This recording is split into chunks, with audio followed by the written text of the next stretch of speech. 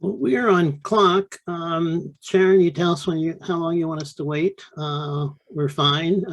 We're ready to go, but we're fine waiting to, get people to come in, whatever your Mike, preferences are. Let's see. Mike, do you have a sense of how many folks we're waiting for? Should we get started? Yeah, I would get started. People will be filtering in. Okay, great. Thanks. Okay. Hi, Grace. Let me just welcome you. Delightful to have you. Delightful to have everybody here with somebody else. Let's just let in. We want to really express our appreciation for all of you coming and being part of what we're doing. We are talking about the Beyond Tokenism session, and today's session is really the second one, and we're looking at doing the self-assessment portion of that. And so let's just begin. So I'll let people in as we're coming along.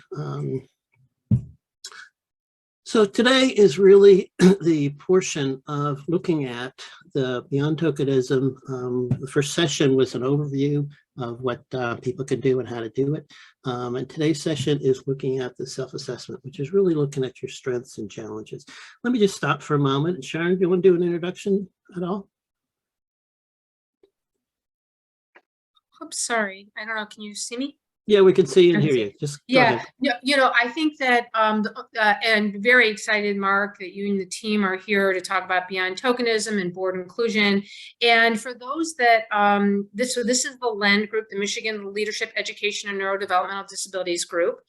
And for those that could not attend the first session, we do have a recording of it. So you can catch up if for some reason you missed that first session. So I think just really happy to have you here and to continue our very important work. Thanks, Sharon.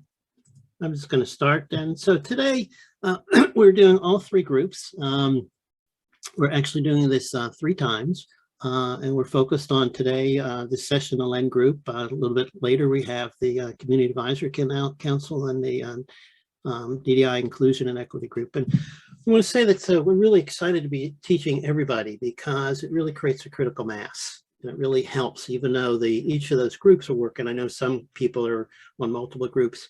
Some groups are doing their own individual tasks and assignments. But when everybody's involved, then you're really sharing the same goals and pieces that you want to get done and are doing. Sharon, you have your hand up. Did you want to add something? I forgot to mention one thing. So of course, the LEND program we're not a board, but we do want to make sure that we are, we have no tokenism, that we have really meaningful inclusion in our program, in all aspects of our program. So you just want to frame today's discussion with that in mind. Thank you. Thank you. Just touched a few things we went over in the first time. People missed it, or just to remind, this is an association with the Michigan DD Council.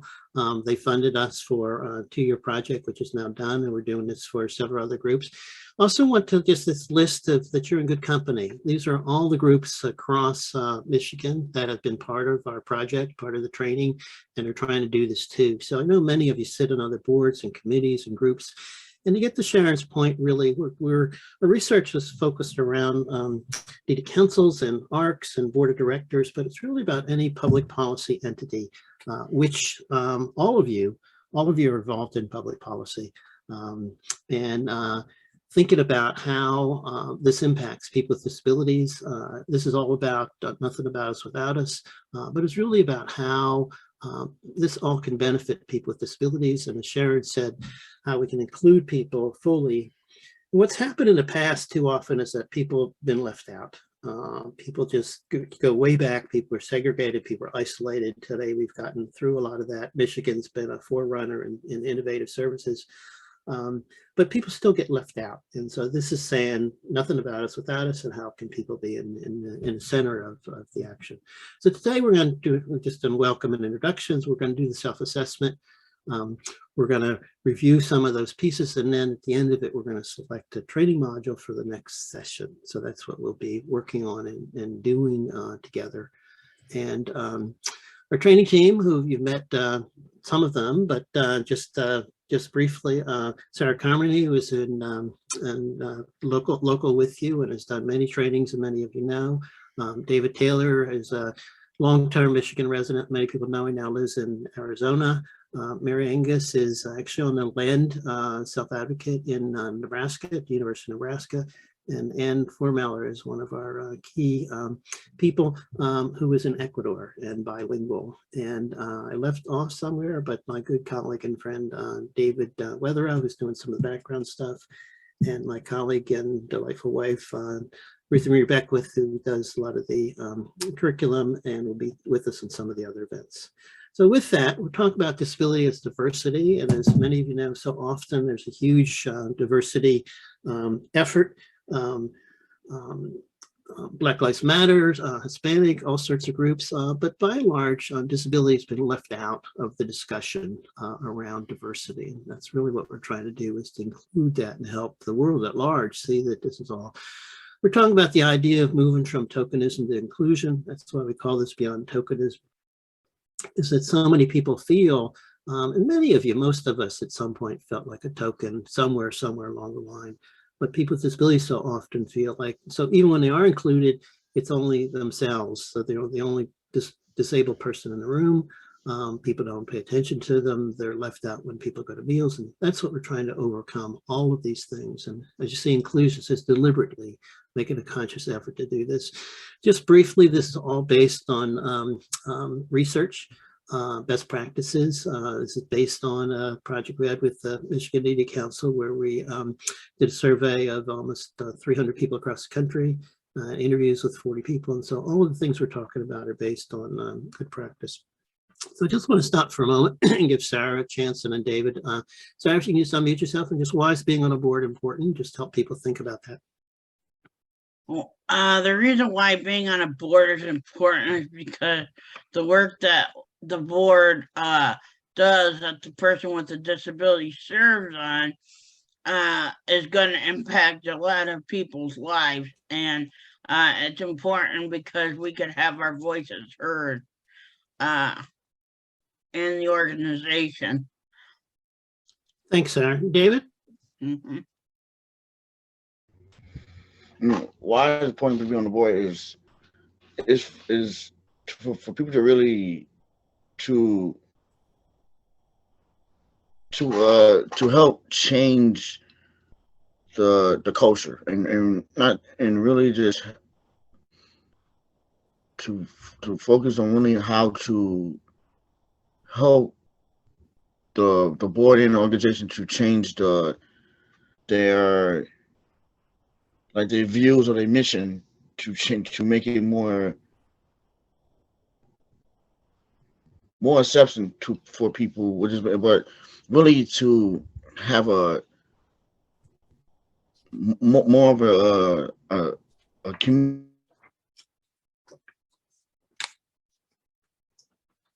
We lost your voice there, David.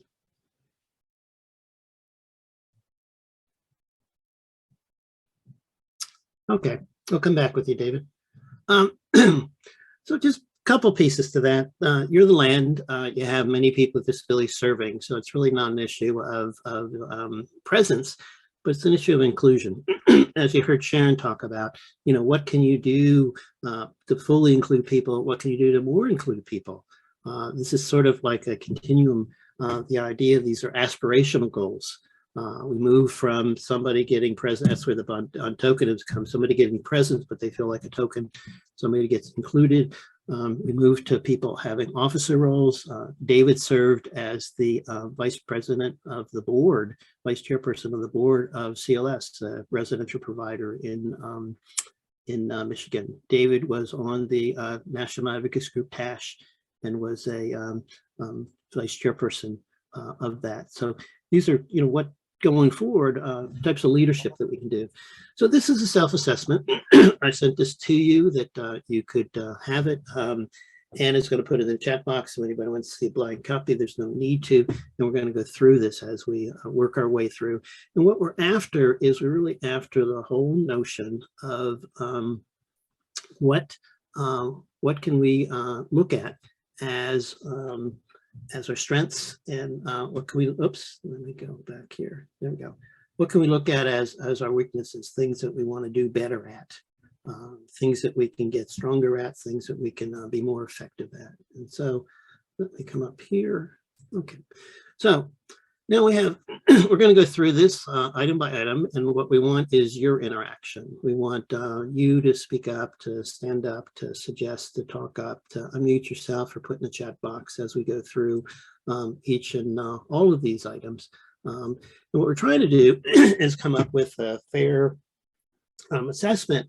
We're going to put in a 1 or 0 for each of these items of how well you as the land are doing on these areas. And again, as I said, it's really to come up with the strengths and challenges and to look at. This is not a test. It's a self-assessment. It's helping you think about, what are some of the things, and ideally it comes up with, we did that, but well, wait a second, we might be able to do more, or wait a second, I didn't get that, or that didn't help me, or those. So that's what we're trying to do here. So we're dependent on your interaction with us. So the piece that we're talking about is indicators, things that tell us where we're doing well. And the first one is authentic membership. And that really is that the person feels like they're a member of the group, that they've been included, that they're in all the activities that people are doing, that they have. And a lot of this is the perception. So is the organization, is the LEND doing that? And does the person feel that? So the first one is the individuals provided a board orientation. So this is a question, do you do a board orientation for the LEND for new members? Mark, this is Sharon. I would just add again here, it's not a board orientation, but that, maybe thinking about the LEND program itself. Thank you. So we need some response from people, please.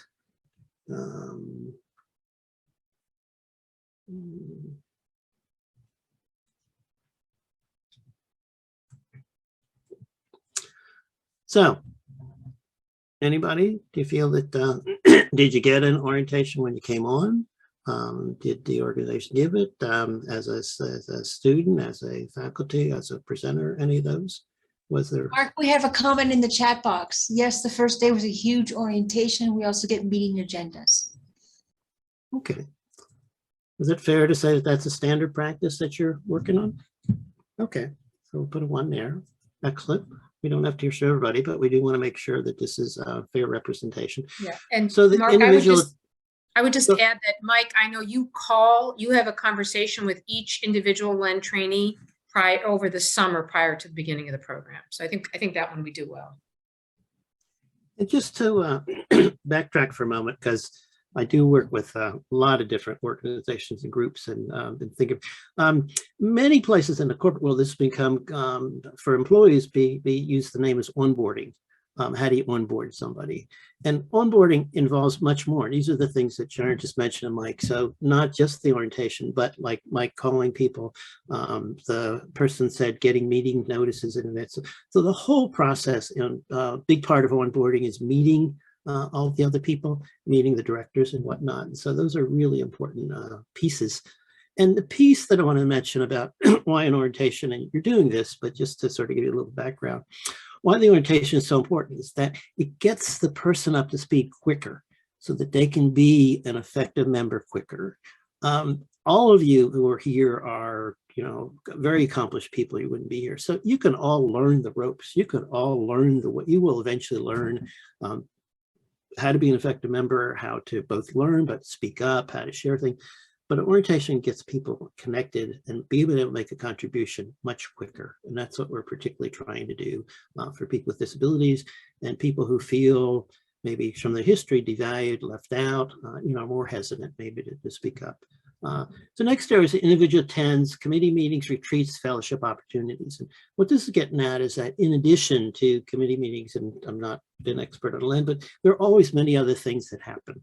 There are other gatherings, there are pre-meetings, there are meals in post-COVID, pre-COVID, other things that people are involved in. And so how well is the LEND, both involving people in the sessions that you have, the training sessions, I know that you have an extensive set of trainings that people attend, but the planning meetings, all the other things. Anybody?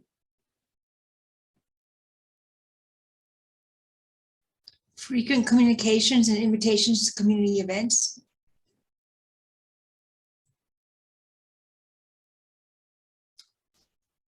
Okay. Anybody else? Aaron's getting lots of things to be involved. Jason, Paul, there are a lot of different options that are, this is great. We really appreciate hearing all these things. I'm just reading them for anybody who can't, might not be able to get the text thing.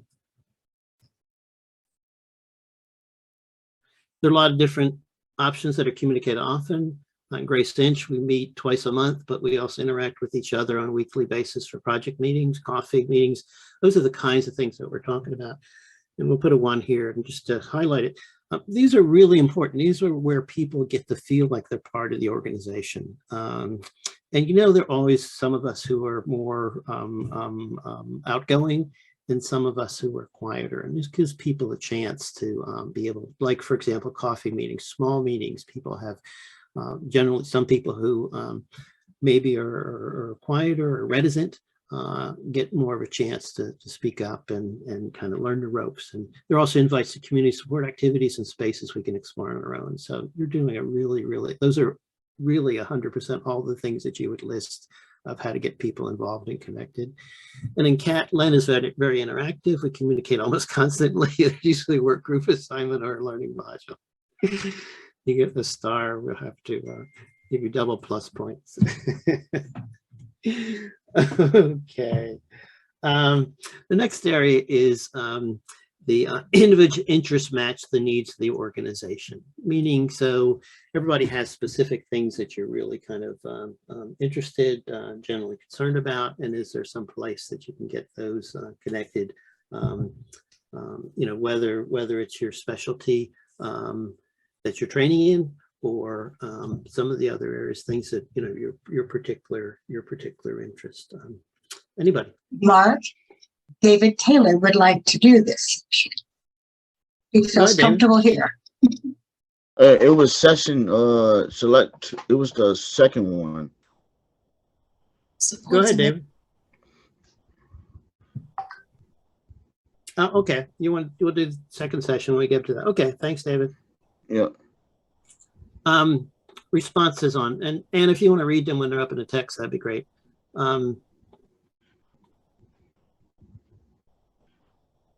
People's thoughts around the number 3, the individual interests match the needs of the organization. Aaron, you got your hand up? Yeah, can you hear me okay? Yeah, we can hear you great. Okay. Yeah, I think we get a point for this in land because like we all have to apply, and I think a lot of people who go through the effort of applying like genuinely have an interest in, you know, like Len's motto and whatnot. So we're all connected by being a self-advocate, a community advocate, like we're all trying to learn. Great. I'll give you 1 then for really involving people. You guys are going to be stellar and have perfect scores here. The organization and management are committed to inclusion, and I'll just give you 1 there because by virtue of having this training shows that you're really committed and interested, improving and getting better as you go along. The committee, Len, has designated a budget for inclusion support, so now I'll have to ask Sharon or Michael. Sharon writes, each training develops an individualized learning leadership plan.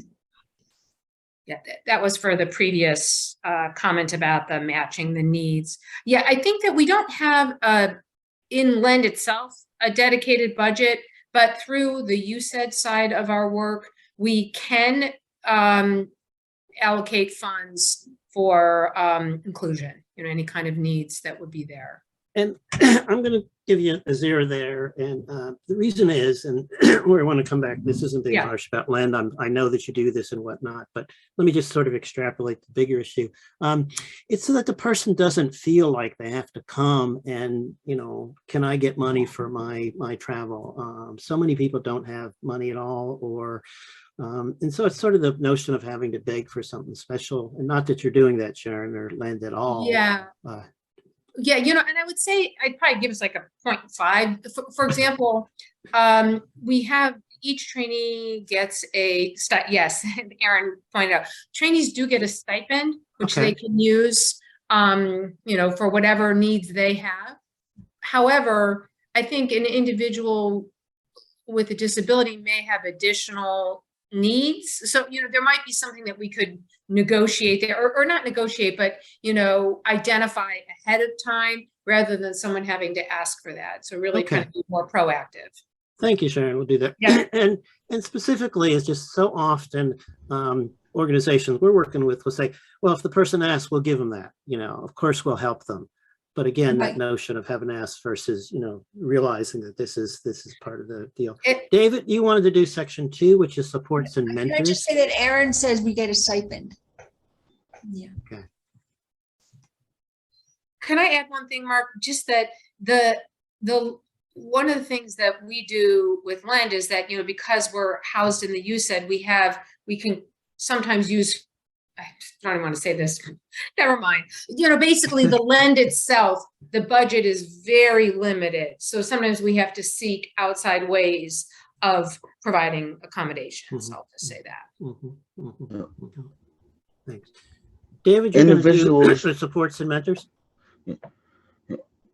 Individuals is provided with mentors. Do you guys see your, have you guys have the opportunity to have like the Lend with mentors to help others, people that who joins?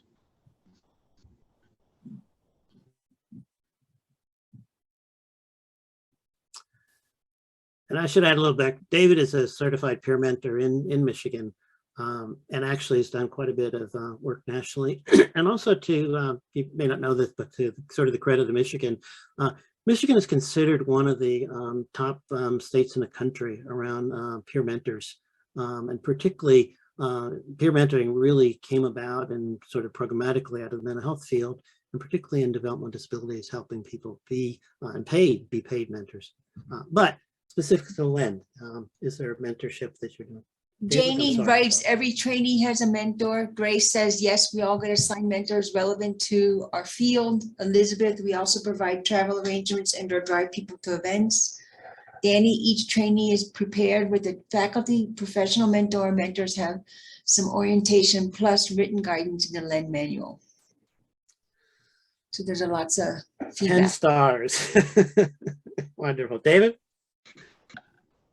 Individuals receive needs and assistance with transportation. Is that an agent arrangements and experience in Advance of meetings. intervention meetings?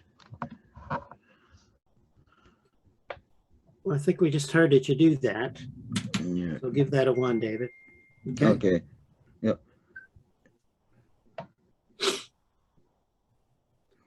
Individuals receive. Oh, is that the? I'm stuck on I think it's MAT. Number 8, individual receives materials. Oh, alternate. Yeah, materials. Materials at least 1 week period of a meeting and An alternate. Alternative. formats if helpful. Good job, David.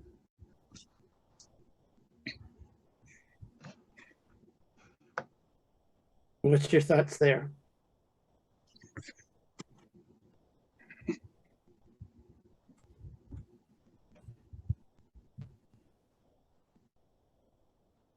I think for this one, I think we fill it because we get a week before the meetings, we get an email with the agenda, additional resources, anything that we might need for that meeting.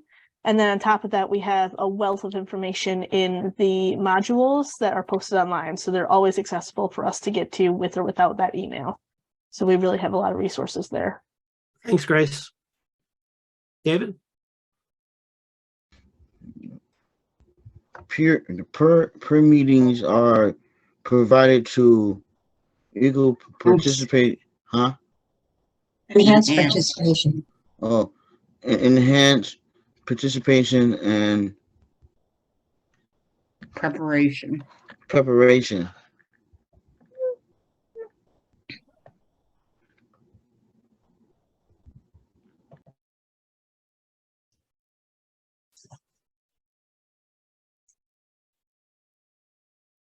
I think I heard a little bit about that, but I'm not really clear. So if somebody could clarify.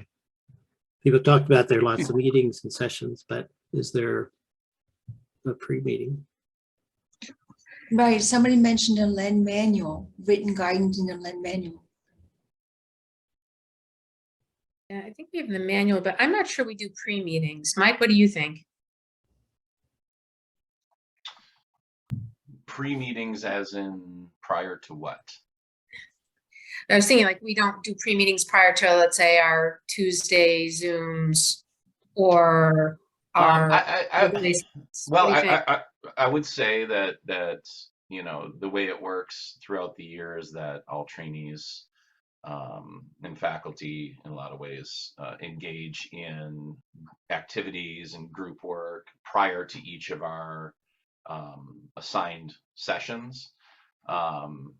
But no, we don't have any mandatory, say, pre-meetings ahead of those sessions. And I think the biggest thing is, and we could if people wanted to, but I think the biggest thing is we have so much scheduled. We're really hesitant to try to overschedule people because it's hard enough. But Yeah. Janie writes, mentors meet with trainees as needed or scheduled. And, Give you a point 8 then, and it's just you're really in sort of a different situation. Typically, organization like a board might meet, you know, every 3 months. The committees that I'm working on a project advisor committee that is going to meet every month. So yeah, it's a whole different kind of thing. So we'll do it there. So committee meeting arrangement. David, next one. Community meetings arrangements are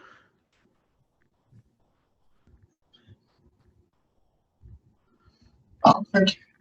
You said what? Altered. Also Changed. to allow for closed seating to leadership or speakers.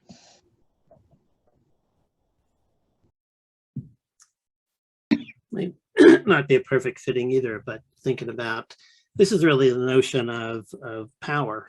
And one of the things the research shows us is when people sit in the back of the room, they are less powerful. Often you go to meetings and people in wheelchairs are always, you know, can hardly get in the room. The flip side of that is when the chairperson, the teacher, whoever's the powerful person, introduces a person or has them sit next to them, that conveys they're more included. So that's what we're So trying to get. Mark, can I say something about that actually? From my experience of being a part of the communities that DDI has is anyone that has a disability or their voices is heard and it's knowing that, but it is really as everybody listen to each other and help, and I think that the good thing is that I can say that being a part of it is that sharing on them, they bring in that self-advocacy and peer mentors to this, and they really embrace it to a level that people actually are helping each other on different things, and I think a lot of it comes from everybody sitting on different committees and or different thrusters. So you have a lot of people who have leadership roles, but you also see that everybody comes there to really. Oh, we lost him. We lost you, David. We hope you come back. We'll give you one for that. And David's got a lot of experience. So Sarah, do you want to do the next one? The deliberate communication? Unmute yourself, Sarah. Yeah, I was in the middle of typing. Typing a comment. Okay, deliberate communication. Well, in the chat, I said, even if people can't hear good, when people can't hear good, they might need a little more help. I didn't complete my sentence, but that's okay.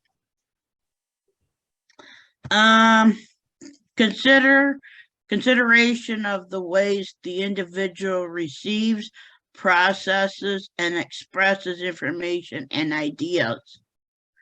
Number 11, individuals is afforded use of technology to prepare and participate in the meetings. People's thoughts? Anybody have any thoughts Go ahead, on Sarah. it? What, I go ahead and read the next one? No, we got to score this one, Sarah. Okay. So what do you guys just think of individual is afforded use of technology to prepare and participate in meetings? What do you guys think?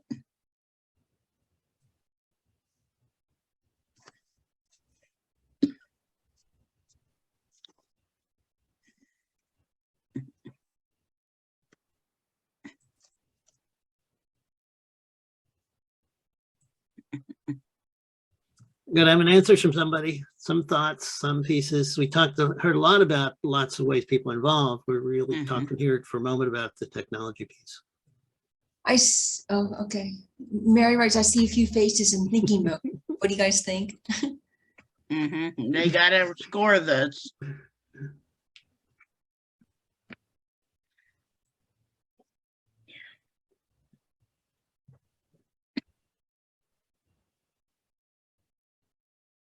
We're listening.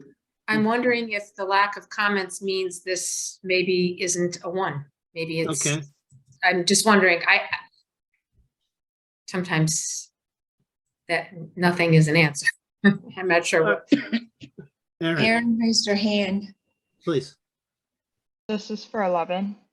Yes. I use Roger personal mic technology, and that's been really helpful. I also have access to closed captioning. I'm hard of hearing, so I mean that's a way that I think use of technology could be in this category. That's exactly what we're talking about. That's a 1. Thank you. Sarah? Huh? Oh, is it me? Yes. Julie writes, I think some of the use of online platforms could be challenging, but support has been readily available from Mike.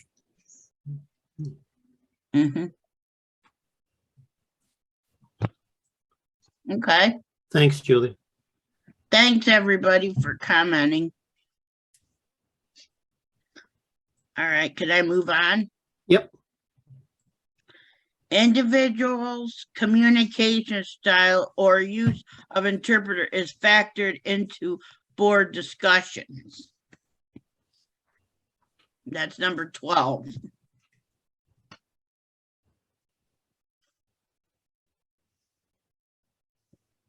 This would really mean if you have people who have Hard of hearing. facilitated communication, hard of hearing, using communication boards, that the group is able to spend the time it takes to listen to people and make sure that everybody's included. Right.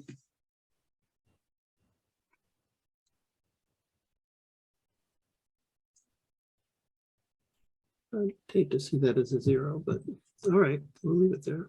Go ahead, Sarah. Move on. Mike is yelling at us. That's what Mary wrote in the chat. What's Mike yelling at us about? Oh, Michael. Okay, we try to. He's using caps.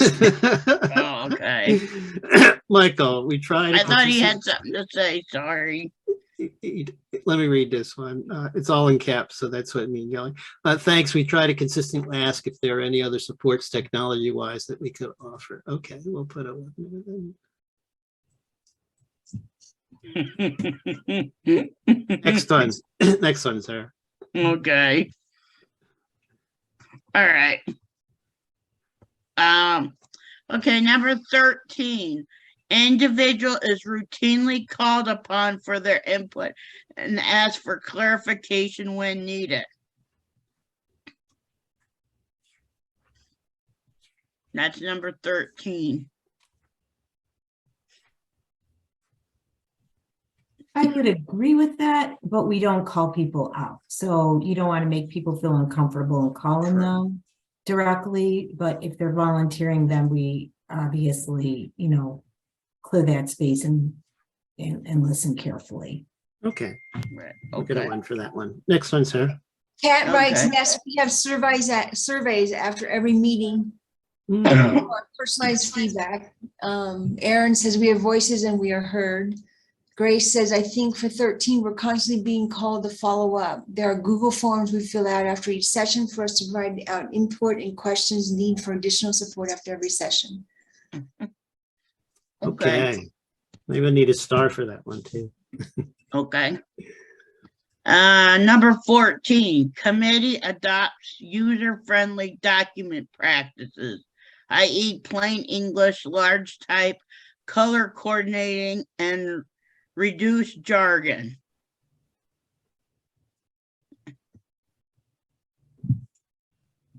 That would include acronyms too, I think. Mm-hmm. I think so I'm one of the module leads and talk about education systems. And I know this is something that I think we've been more intentional about this year. And I've kind of revised some of my materials to this end, but I think I agree with Mike. Like, this is something I personally agree we could do a little bit better with. And it's hard because we're coming from, different academic disciplines, and, we all bring our jargon to the table and such. But that's my take on that one. Thanks, Danny. We'll give 0.5 of working on it, but could improve. Right. These are areas that all of us, I know I sometimes get caught up short and feel like I have a knife in my heart when someone brings, oh, you used another acronym or something. Okay, Sarah? Okay, number 50. Committee adopts user-friendly meeting practices, i.e. additional time is taken to ensure everyone understands the discussion and decisions. Unfamiliar terms and acronyms are explained. Everyone is part of the discussion. There you go. Thoughts?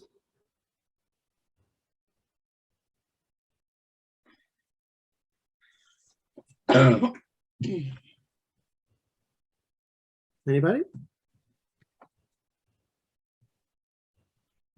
David Weatherow in the chat said, closed caption is available in each of these meetings. Just tap the CC show captions button at the bottom of your Zoom screen or find captions in the more button and tap captions plus show captions there. Go ahead. That's what David Weatherow wrote. Any response number 15 of user-friendly meeting practices? I think for You're number welcome. 15 too, sorry. I think for number 15 too, we work really hard as a community to check in with each other. Having each other in such diverse fields from stakeholders and community members and care team and family to the professional field, it's really helpful to have each other because we can explain things like unfamiliar terms. I've had people reach out to me and be like, what does this mean? How does this tie in with X, Y, or Z? So having that community means that we're not only looking at Mike, or any of the other leaders of this group, and we can really support each other. It's really an excellent. Thank you, Grace. Because particularly for people who feel left out or shy or anything, people tend to be afraid to talk up. And so having a community that you can talk to where you don't feel called out, I guess might be the best word. So really excellent. David, you want to do the next one of section 4, the full participation?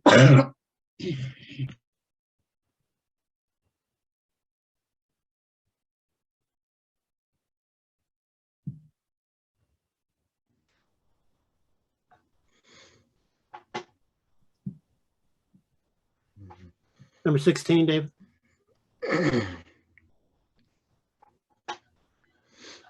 Individuals,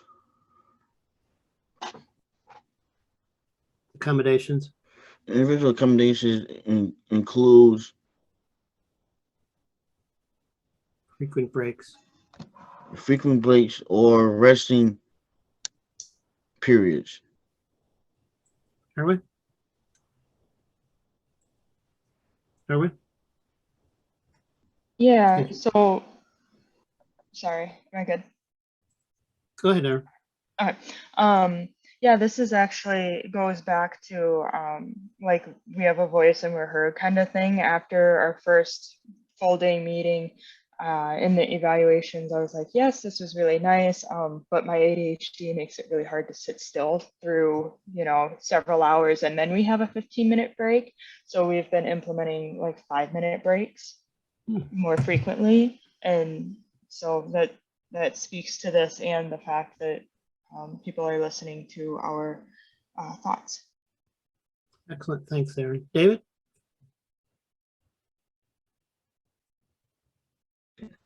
Individuals receive ongoing training to learn about issues.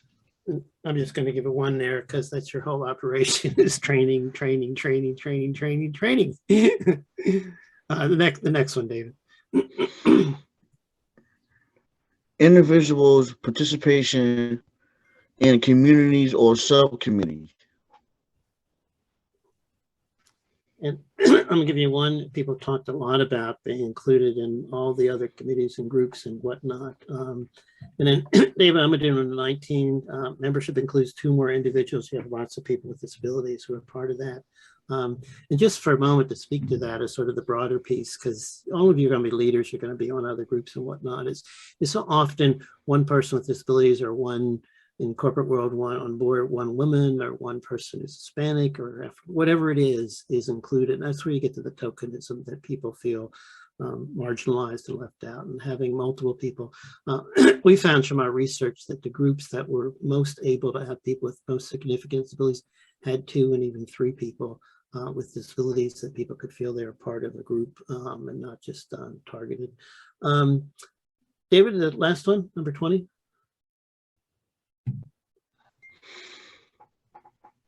Community, is that methods? Committee maintains contact with the individual between meetings. I'll just read that one.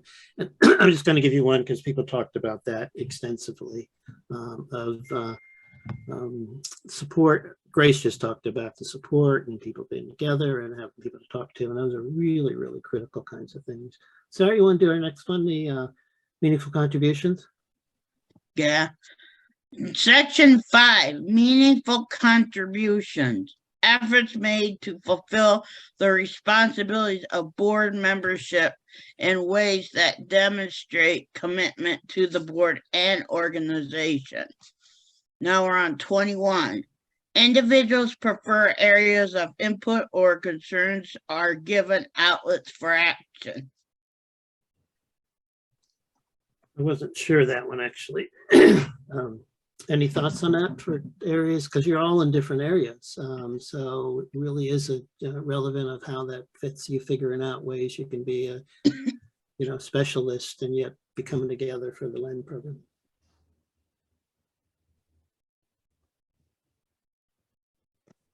Yeah, I sort of interpret this one as like, so we have this sort of like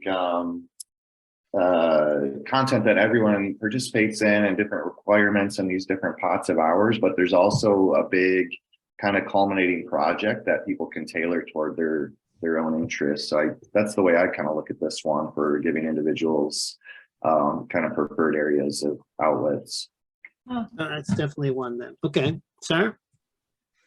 Individual provided agenda items for meeting. I'm gonna give Wait, that we have one. a 2 comments on the previous comment sentence. That is sort of what LEND is all about, says Mary. And Kat says they cover multiple areas of focus. It's a little bit of everything. It's one of the points that led me to LEND. Thanks, Ann. Then for the individual agenda items, we've heard people talk about that and getting that extensively, all the materials and handouts and things being online.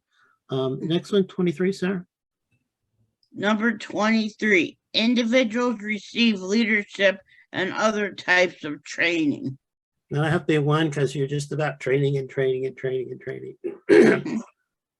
Let me do 24, Sarah.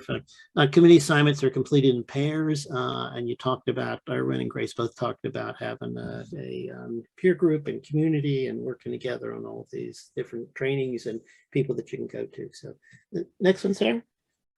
Okay, 25. Committee member roles and duties are explained and carried out. That we have to hear from you.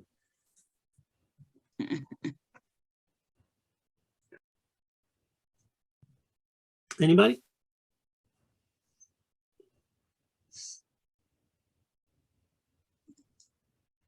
I would say yes for this one too, mostly because we get kind of assignments, like we have projects that we'll collaborate on, and it's up to us to kind of separate and figure out who's doing what and who's helping with what and where we're going with that. So not only are we given these roles and duties, but we're also left with that independence of figuring out how we can best help each other through it. Thanks, Grace. It's really on target. So Dave, you want to do our last one, true influence? And then this is really a lot of the land is that you're going to be leaders elsewhere, but this is really how there's leadership within land. So David, you want 26? Individual is in leadership or co-leadership roles. This is really thinking about, are there places for you within land to have leadership?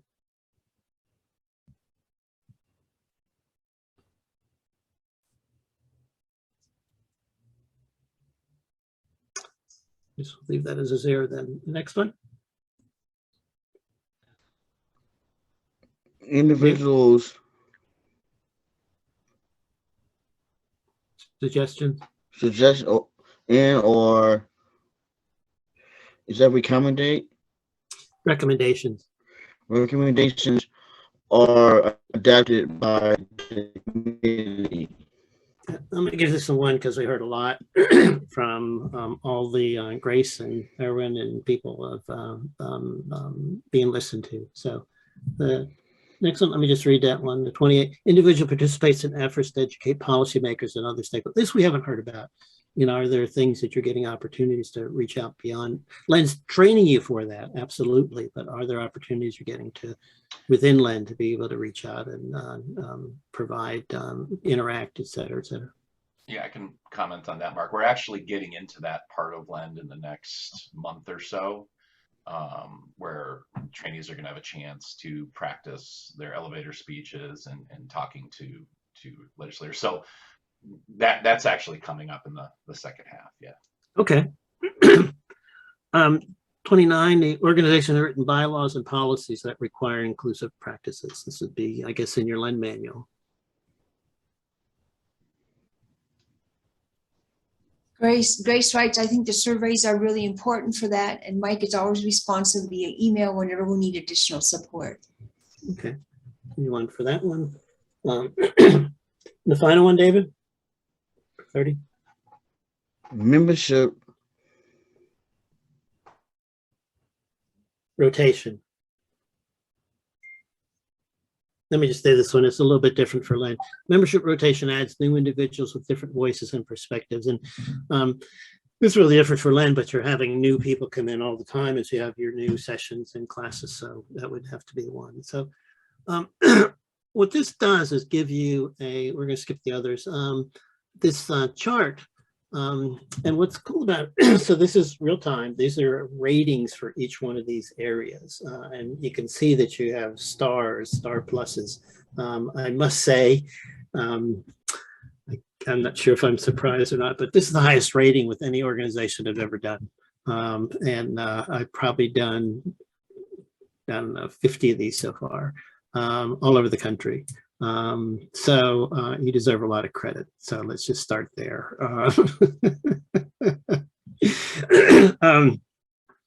what we want to do, while you certainly have, deserve a lot of credit for the thoroughness that you're doing with all of these activities and the way that you're approaching them. And that's what LEN is about. LEN is about, you're trying to be cutting edge. You're in a university.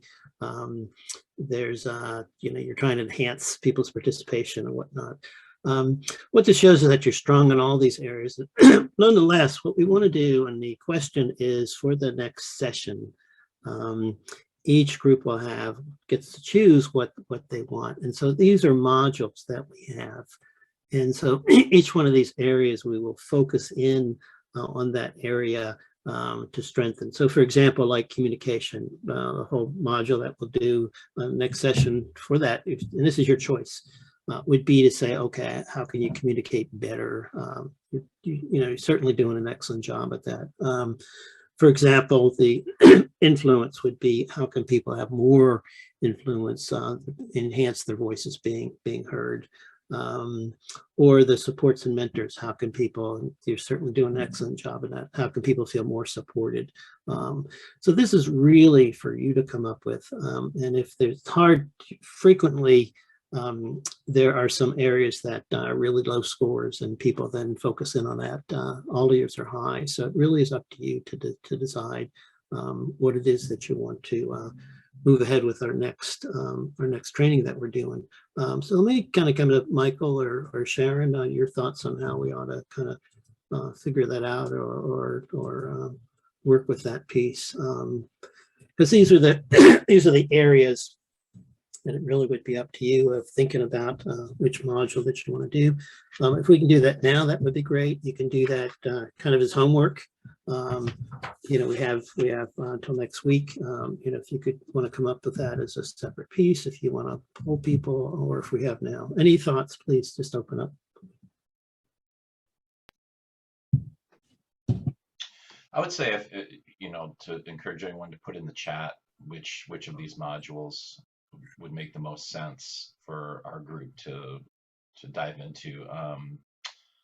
For me, I'm always looking to improve in all of the areas of LEND as we go along, so it's kind of difficult. But I'm thinking the meaningful ways to contribute might be interesting, just to kind of think about it for our group in a way of how, as trainees and even as faculty and mentors, different meaningful ways that we can contribute, or each of us can contribute, not only to LEND but beyond LEND, because we're getting in the second half of the year. As you said, mentors and support. Yeah, I would support that as well. I'm always looking for ways to, like we mentioned, to provide more support to the trainees and give them more of a voice as we go through the year. So I would just say, everyone, you kind of vote for what you think you would want to cover next week. I'm all for it. The leadership wanted mentors and supports. Nikama says, Janie, we do not have opportunities for trainees to participate in leadership.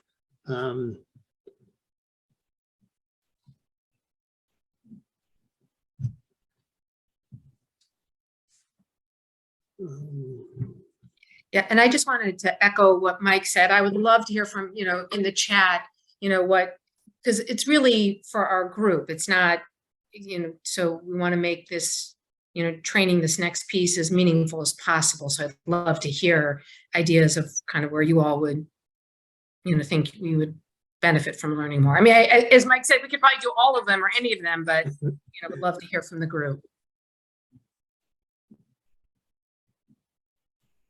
True influence, deliberate communication.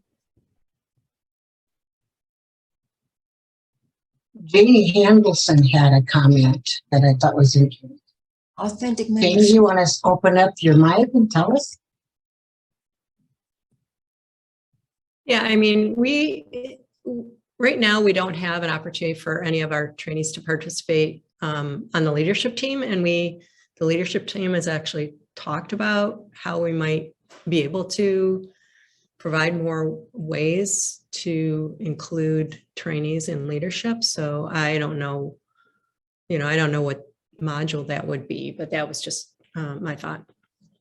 Yeah, And Janie, you know, I think I do the leadership module pretty early in the program, where we focus on the different levels of leadership, those, you know, the from self to others to then that wider community circle. But maybe we need more applied opportunities for leadership. Is that what you're getting at? And maybe that could come, you know, maybe that is what I was getting at. Yeah. Yeah. Yeah. That's what I was getting at. Not that we weren't providing leadership training, but that we don't really have, you know, specific opportunities, as you said, applied opportunities for leadership.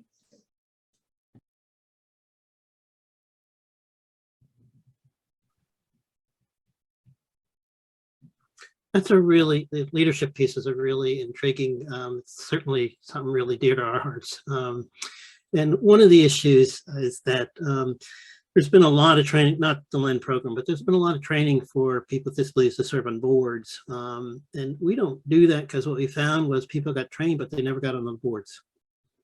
And so our work in the last several years has been working with the organizations. We just actually, in Michigan, we've been working with the managed care organizations, the really, you know, monster insurance companies.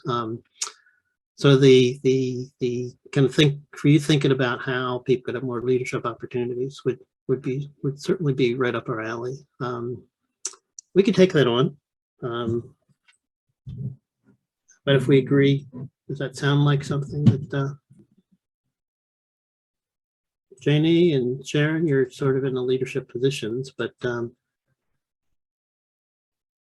I'm wondering, Mark, oh, go ahead, Janie. I was just going to say, I would defer to Sharon on this one because, you know. Yeah, and I'm wondering if that fits, and again, I would need to look through the chat, would that fall under the meaningful ways to contribute, true influence maybe? And I'm not sure where of these options where that would fit. I think they really fit on a number of them. You know, primarily in the meaningful ways to contribute, but they also are gaining influence and the full participation. So I think what we'll do, if this fits, is that we'll work our way through that and be really in the leadership focus, a focus on leadership, and a focus. What we're after is not so much this, you're teaching skills. What we're after is where are those opportunities. So it's really the leadership opportunities. So it's not covering at all what you're covering, Sharon, you know, leadership skills. Because what we found in our work is that it's really the opportunities that are lacking, not so much the skills. So that's what we'll take on. And we'll go back and we'll kind of individualize the training that we're doing, and we'll look at ways that the you know, LEND can think about. And fortunately, we have Mary, who I don't know if we really said this, but Mary is part of the LEND program at the University of Nebraska, and is an expert in this arena herself. So we'll look at that whole thing of called leadership opportunities in the LEND program. And ways that lend itself. And so that's both the organization. I'm just finishing up here. We're kind of on our time scale. Both the organization, the organization figuring out how to way to include more, but it's also an individual way of how people individually can step up into those leader positions. So those are really the pieces that we have and that we'll do. And in closing, we would just both want to express our appreciation. We'd like if you would just put in the chat just a few words at all of how today went, of things that were helpful, things that our leaders of David or our team, Sarah, Mary, all of us, on behalf, so if you just put in the chat box just a sentence or two or three, that helps us do better, or anything that you know, couldn't hear well, the session was too quick, the food wasn't good enough, the seats were too hard. We're in Zoom sessions, so not. On behalf of myself, Mary Angus, David Weatherow, who you haven't heard but is in the background providing support, and Formiller's help with the chat box, David Taylor and Sarah Carmody, who are our co-trainers. We really appreciate you coming, working. We are really dedicated to this and improving people's lives. And we appreciate having the opportunity to be with you. We will see all of you next week. And we will work on the leadership opportunities. And if you just put a few words in the chat box, we'll leave that open as everybody signs off. And just whatever it is, your thoughts about today. So with that, we thank you, and we look forward to being with you next week. Bye-bye, everybody.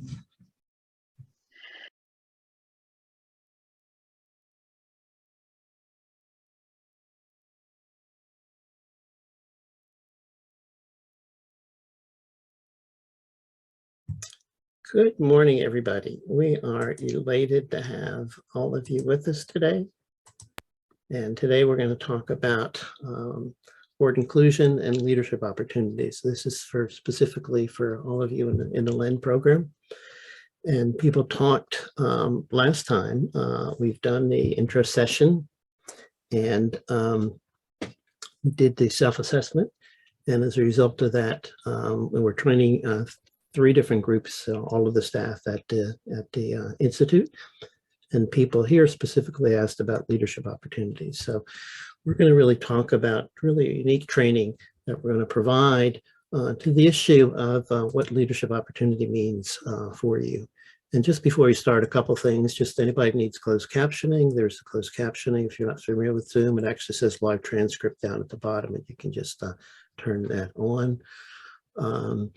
And today, as our agenda, we're going to really be talking about both what are the barriers to leadership opportunities and what are the strategies for embracing them. So how do you become a better leader, a more effective leader? What are the next steps that you can take? And we're going to be, and ultimately, as the logo sort of shows, is really about nothing about us without us. How do we involve people with disabilities? And so this really is sort of 2 tiers. You're trainees in LEN, you're part of a cohort, you develop a leadership development plan. You know, you are at the DDI, one of the most significant USEDs in the country. You're part of LEN, which is a national program. So you're really part of, in the thick of leadership. And, you know, you're getting some of the best leadership training that's available. So you're on the path. But today I'm going to talk about leadership opportunities, and really what we'll talk about is sort of stepping up to the plate. This is the training team that we have, almost everybody with us today. We bring a kind of, it takes a village, and want to be sure that everybody gets all of the support and help and assistance that we can provide to everybody. So Sharon, I want to stop just for a moment and just let you do an introduction to today's session. And this is unique. We put together unique training components for you.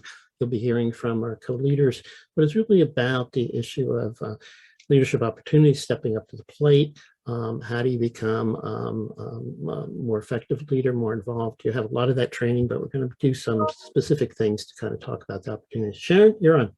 Great, thanks, Mark. I'm so glad you're all here to continue our conversation and learn and dig deeper into leadership opportunities. And just want to remind you that, you know, just to frame our conversation, LEND, being in a LEND cohort is not a formal board, but how do we make sure that we have leadership opportunities for everyone in our cohort, that you really optimize those learning and leadership opportunities for all our trainees. So it's not a board specific, but really how do we take this training and apply it to our setting? And just so excited to continue our journey. Thank you. Thanks, Sharon. And we really do talk about, you know, our training comes out of people serving on boards. So there are really 2 components to it. What is it for you as a LEND trainee, as a person who's encouraging, developing your leadership skills, your career. And also, secondly, there really is a lot specifically around committees or boards, because that's where you're probably going to be involved in. We work collaboratively together with people. So we want to talk a little bit about what's the uniqueness of opportunities and what can you do. And so I want to talk about, you know, what has my experience been? What can I share with you? What's unique about what we can talk about today? Because you're in the LEND program, as I said, you're getting all sorts of leadership training. other places of how to be a leader, how to speak up, how to work with other people. I'm sure you have all of those topics and components of the training that you're doing. So what is it that we can offer value to you as a person who has a long career ahead and is really looking to be more involved in these things? So the first thing is really empowerment. This is what I've been doing for all of my career. And it's certainly to empower yourself, but really what we're about is empowering other people. So when you empower other people, you empower yourself. And so helping people with disabilities, yourself included, to stand up, to speak up, to be connected, to be involved, to have more. And empowerment has in it power. And in our society, we are very, very reluctant to talk about power. We are very uncomfortable with power. The reason why I put it on a table is because that's how the world works. And so to the extent that we're uncomfortable talking, now, none of us have to be megalomaniacs. None of us have to absorb and, try and be the most powerful person in the world. But it really is important to put power on the plate. It is important to have a discussion because we live in a hierarchical society. We don't like to think of that. We like to think we're all equal. Well, we ain't. And so if you're trying to help people with disabilities, you really have to deal with both empowering people and also thinking about how power works, where you want to be in that pecking order and the hierarchical piece. And I'm going to talk about people who've done empowerment, and I think where empowerment helps people. The second piece I'd really talk about is collective action. This is a piece that frequently is not talked about, may not be in your LEND program. But this is where I think that we make the biggest difference in leadership. We make the difference in changing society. And so just to stop for a moment and think about what is leadership about? What is the purpose of leadership? I'm sure you get a lot of that in the training that you've done. But in my understanding of it, leadership is about making change. It's about changing the culture. It's about changing society. Now, we're specifically focused on people with disabilities, the disability field, the disability structure. We've gone in my lifetime from spending millions of dollars to billions of dollars. The growth of the services and service system. When I started, people were all in state institutions. And a lot of that's come about through this collective action. Now, that's not particularly part of the LEND program, but it really is a focus of that you as a leader do more with other people than you do by yourself. So all of this is about how you can help other people. And that to me is the purpose of leadership, is making change to make other people's lives better. So I want to share with you some of the people that I believe are the best, most effective leaders that I've ever had the privilege to be with. This is a picture. You can actually see me at a much younger stage. And on the left is Ruthie Beckwith, who is my partner and wife, and has been the former director of TASH, the National Advocacy Organization, and is leader in her own right. On the right behind is Yoshiko, and here in the center is really Justin Dart. And Justin Dart is one of my heroes. Justin is considered the father of the Americans with Disabilities Act. Justin was born with polio as a young kid. Justin is not a regular average person. He came from a very rich family. Dart is one of the megalomania trucking companies in the world. But Justin was ostracized. He didn't fit in. And never was appreciated by his father. In the background, part of Justin's role in fathering the ADA is a map, and those are pins. Justin went to every state in the country to work with people. Justin was the most significant person of empowerment that I ever met. He worked constantly to help leaders like yourself to be more effective. His famous saying that he would say at the end of every meeting I ever had with him was "lead on," meaning that we need you. We need you people. We need you as a person, that he couldn't do it alone. When Justin went to every place in the country, he had to be back in the same day. Justin had some severe health problems. And so he would literally travel on a plane to go to California or Washington or Wyoming or wherever it was, meet with people with disabilities, empower people, help people stand up, help people speak for themselves, help people put together petitions, help people promote. That's what promoted the ADA. That's what built a groundswell of what he used to call the quiet army. And he would have to get back to, he lived in Washington, D.C. the same day. And this is before there was much accessible transportation. Justin had to be carried on airplanes. There were hardly ramps. He suffered all sorts of indignities. And this is how he helped empower other people. And that's why I'm sharing his story as one of empowerment. And my message to you around empowerment, opportunities for leadership is to empower other people. And when you empower other people, you empower yourself. And that's where we're really going to make the differences in society that we're trying to make. This is a picture of one of my other heroes. This is Robert Persky, Bob Persky, and he's a somewhat famous writer. And he and his wife, Martha Persky, did these fabulous, you can see up in the right-hand corner, really fabulous ink pen drawings. Bob was a minister at Beatrice, a horrible institution in Nebraska, way back when. He eventually became a writer. But the reason I have Bob up here is that Bob single-handedly, and I really say single-handedly, brought about the Supreme Court decision that said that no one with what at the time was called mental retardation, intellectual disabilities, could be executed for a crime. Bob worked for 10 years. And he visited about 10 to 15 people who were wrongly accused in prison month after month after month after month. Bob didn't have an organization. He didn't have grants. He didn't have places to stand. It was just his work.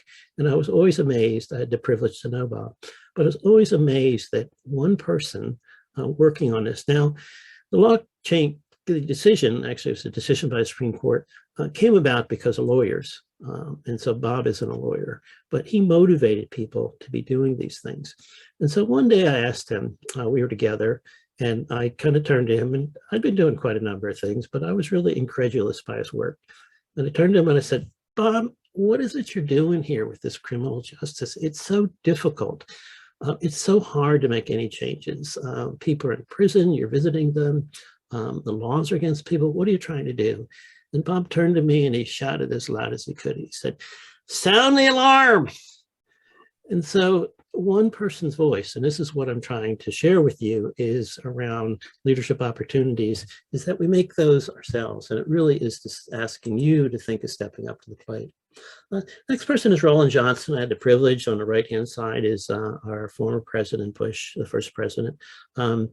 And Roland here is sort of in his prime of life, and he is making a presentation, a certificate, actually a plaque to the president, acknowledging the president for signing the ADA. So this was shortly after the ADA was signed in 1990. I think this is 1991.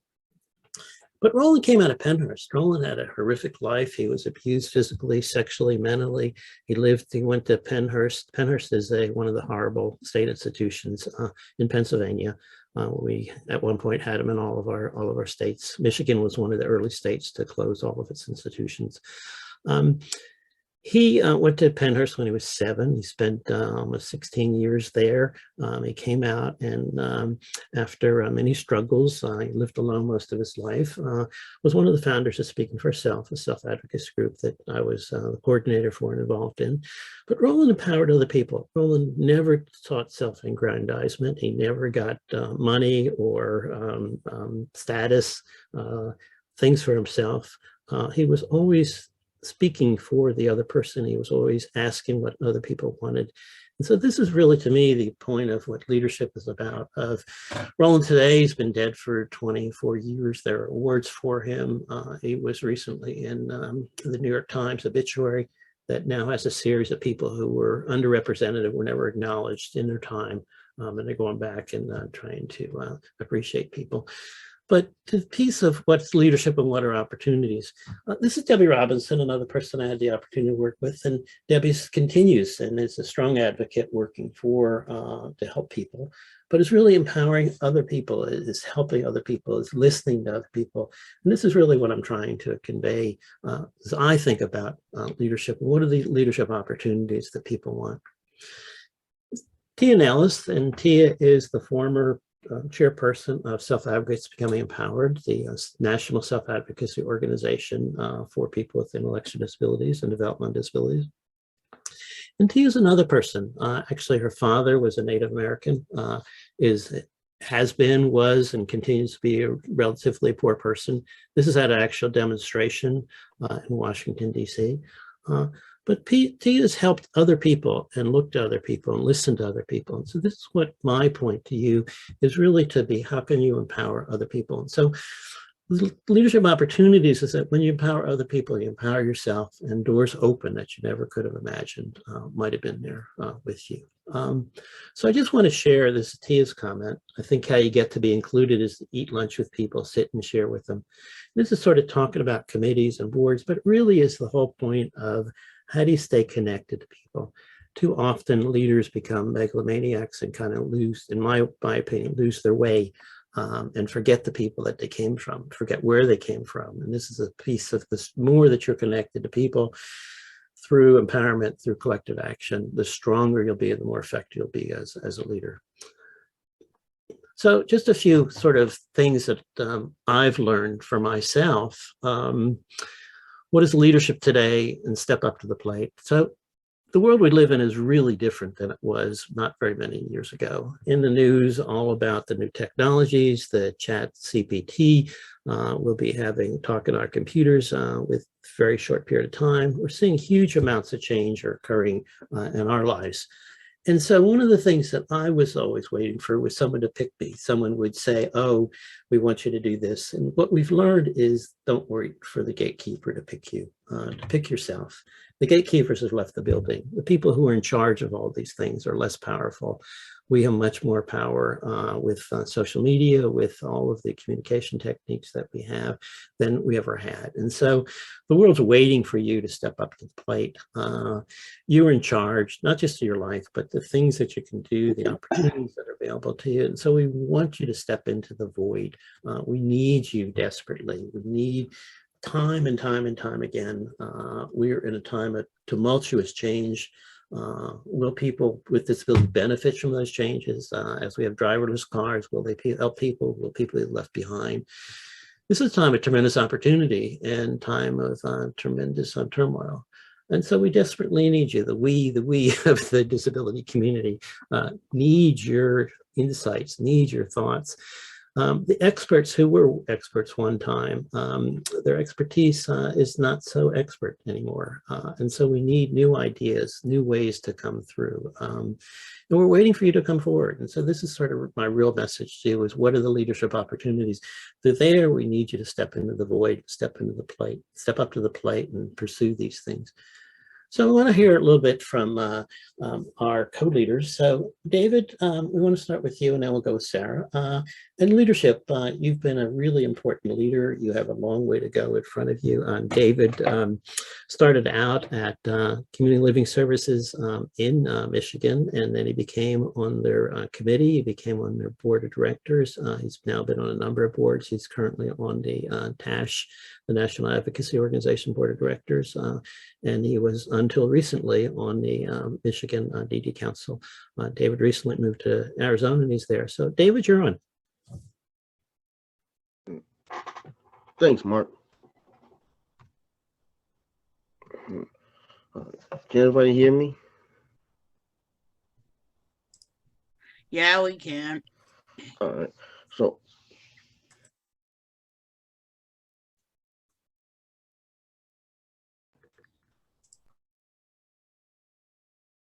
we can hear you, David. What helped you to be a leader?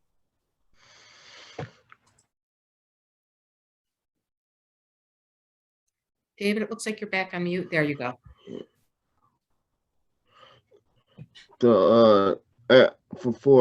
For me, I think being a leader, I had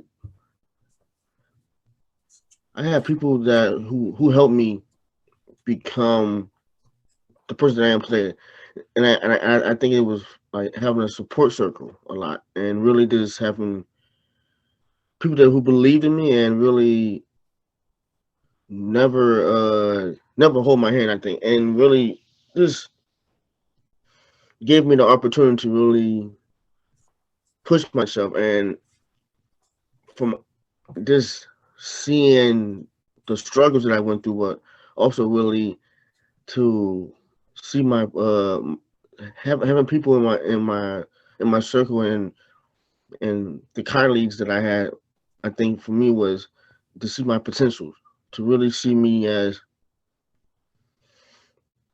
that I actually have a voice and really focus on to actually be outside with other South African, but really to know that my voice is just is powerful as everybody else's, and really I have something to say. So it helped me to really help others to really show their full potential and really just understand how just because you have struggles, you can achieve your your goals and really to focus more on how to help other leaders like yourself. Thanks, David. Sarah? Sarah's actually been on many boards and committees, but is the last year's recipient from NASD, the National Association of Developmental Disability Council's Leader of the Year. Sarah, what's helped you to be a leader?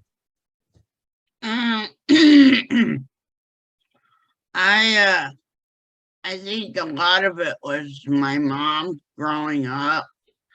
My mom kind of encouraged me to try to that I could if I put my mind to it, I can do anything.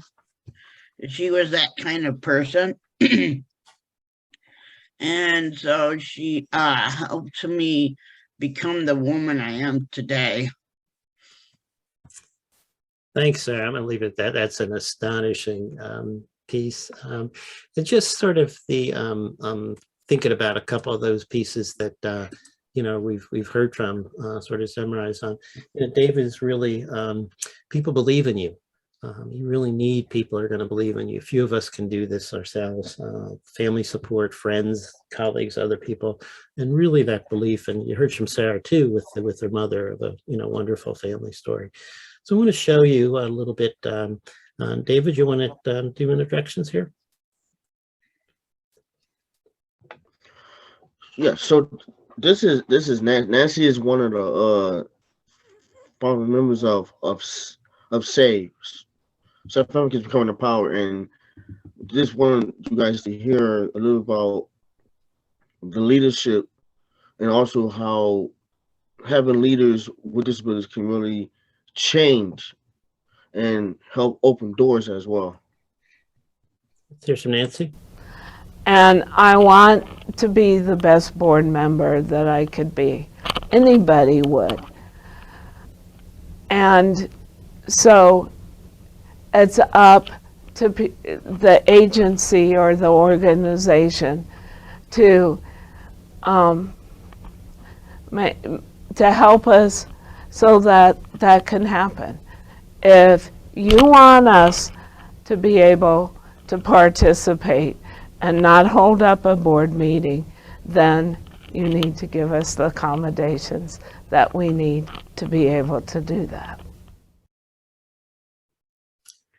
Next, Eileen Shane. Eileen was the former director of the Pennsylvania Protection Advocacy, now called Disability Rights, and was really a lawyer and brought about almost really several significant lawsuits, but was really always involving and connecting with people themselves. There we go. The Disabilities Rights Network has always found it important to have people with disabilities on our board because they bring to the board their life experiences and understand in a way that other people possibly can't what we should be doing and what needs to be done. One of the challenges is having people of all disabilities on the board, and it's not easy because you want to really make sure that everyone is represented, all groups are represented, all groups of people with disabilities are represented.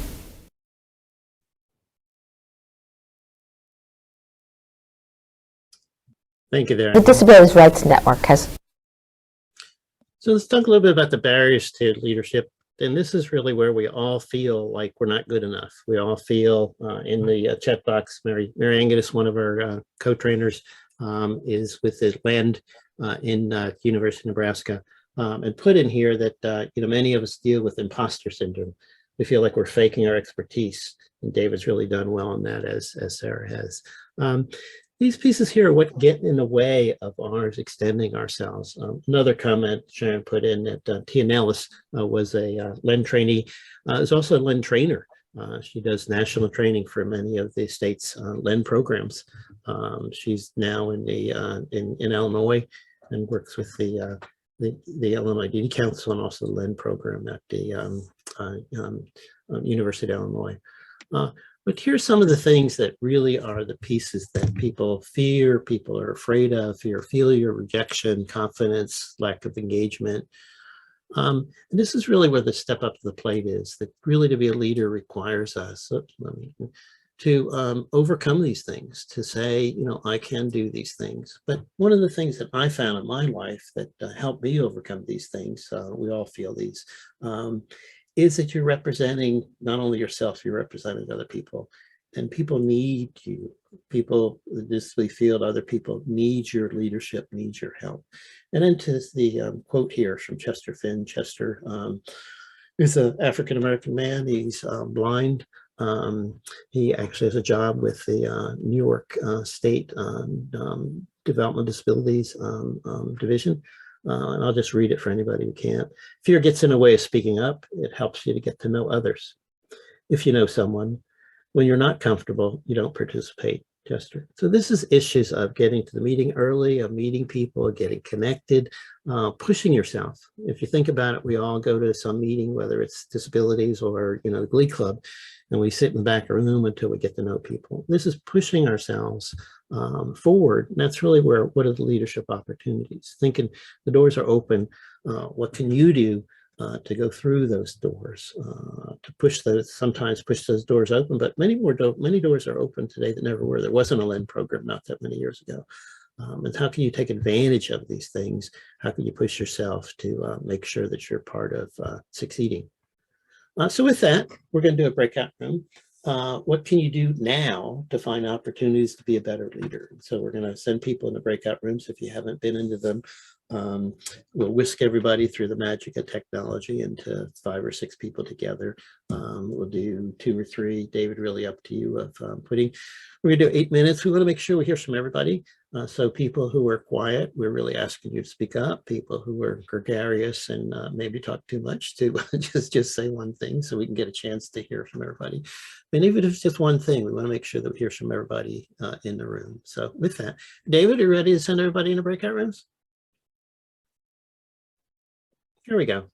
So I hope that you had as rich an experience as I did, and a little bit that the group that I was with, and hearing from Lisa and other people. We appreciate your delving into the conversation. That's where a lot of the learning and richness occurs and takes place. So with that, we want to talk a little bit about those are the barriers. What are the strategies that promote leadership? What are the strategies that help people move through the door? That the door is more open than it has, as I said in the past. People are being more welcomed, but it still is important that the doors are not fully open, the opportunities are not fully there. And so what can you do to step through that door? What can you do to find those opportunities?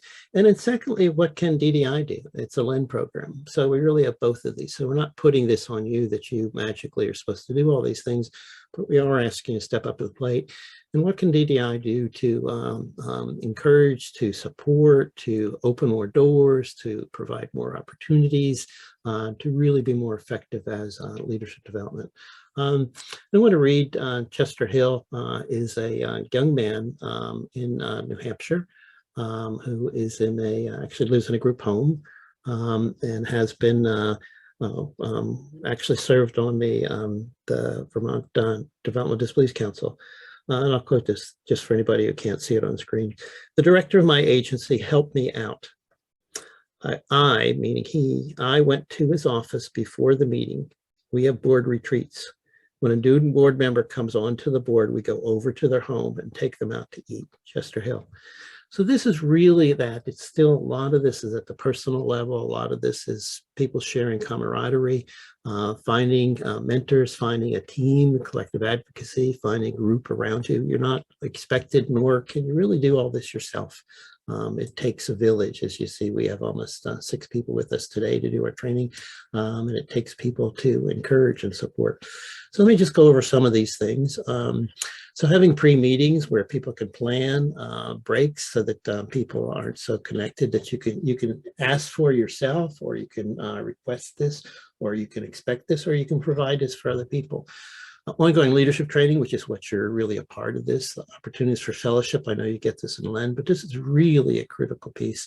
And too often people with disabilities are left out. So you'll be part of a group, part of a meeting, people go to lunch, people go to meal, and the person with disabilities is left out of that.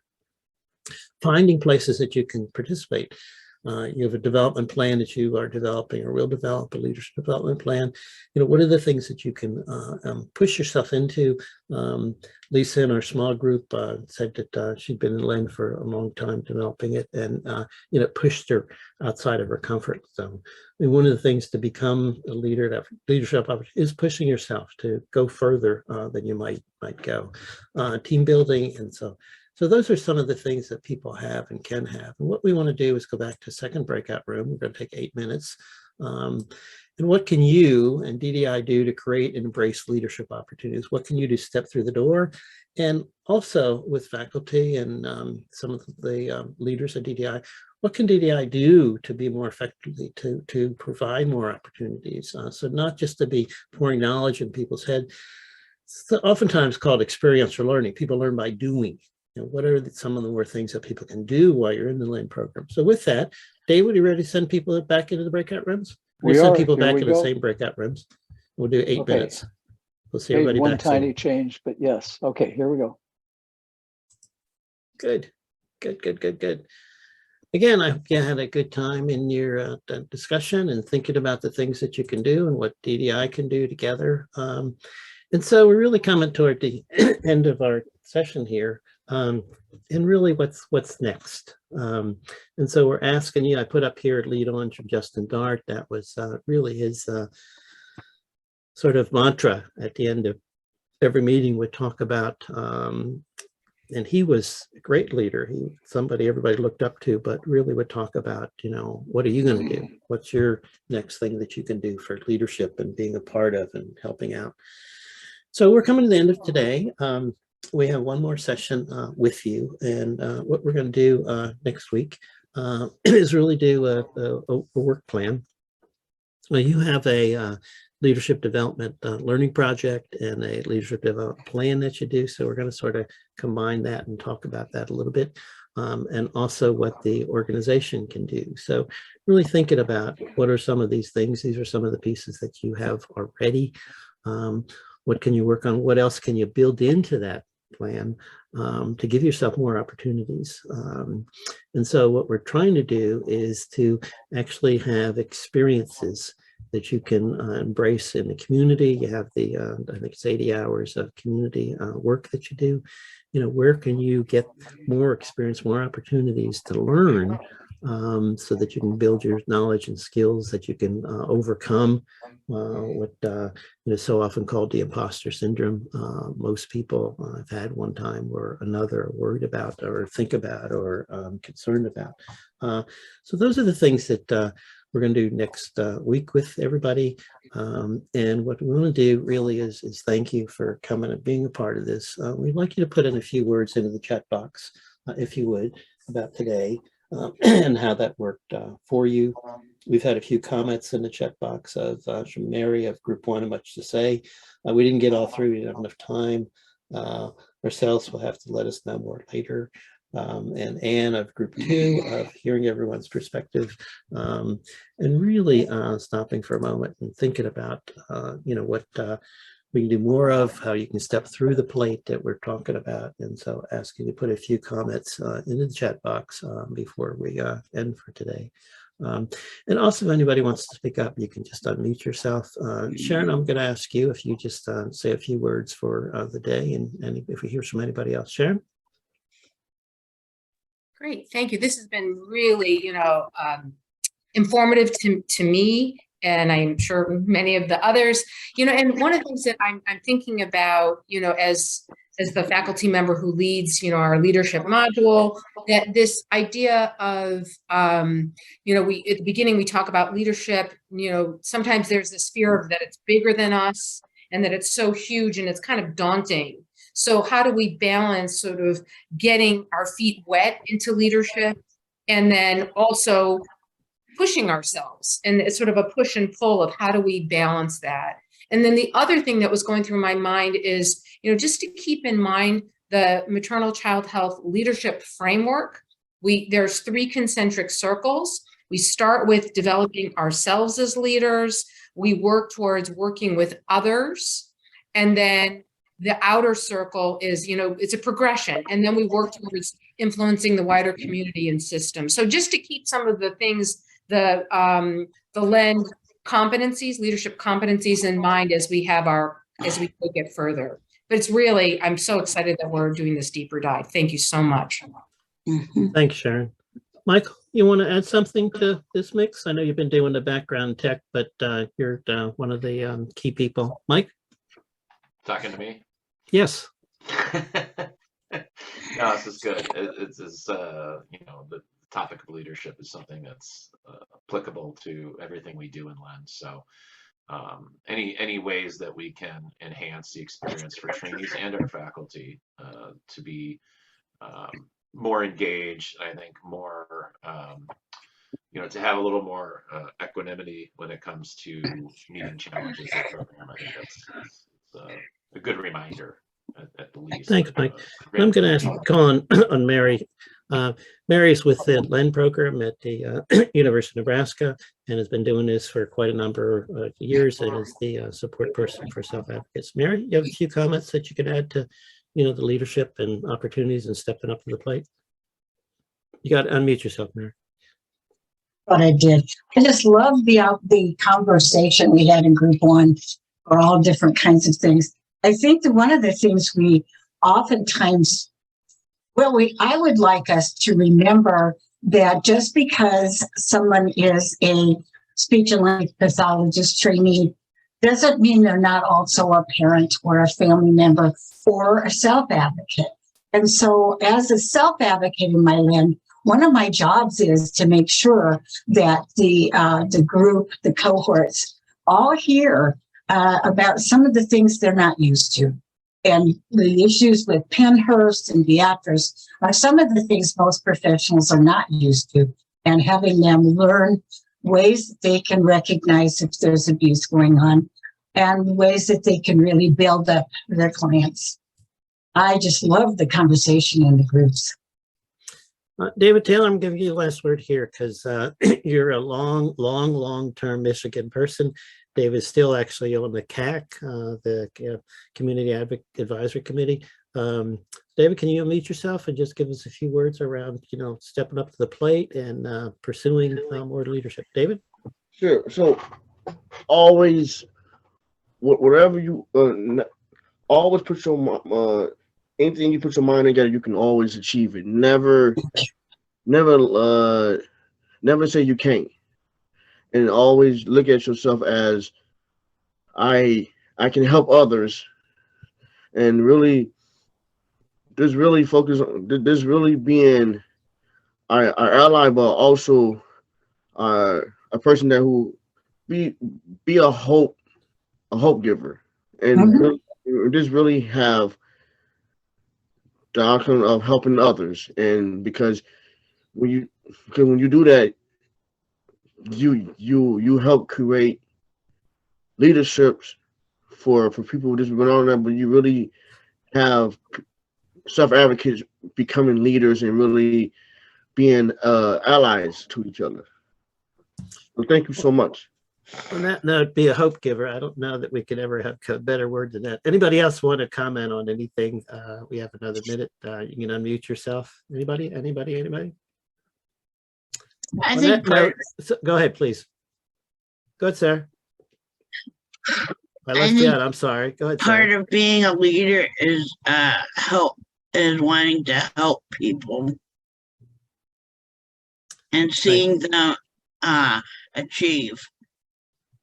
Well, on that note, I'm going to wind us up here. So being a hope giver, I think is one of the, we ought to brazen it on our foreheads, and helping others. So with that, we will see you all next week. On behalf of my colleagues, David Weatherow, Mary Angus, David Taylor, Sarah Carmody, and Ann Formeller, we really appreciate your commitment to helping people, leadership with both yourself and people with disabilities, making a difference in the world. And as my good colleague, friend, and wonderful leader, Justin Dart, used to say, lead on. We'll see you next week, everybody. Bye-bye. Bye-bye, everybody. Bye. Thank you. Thank you.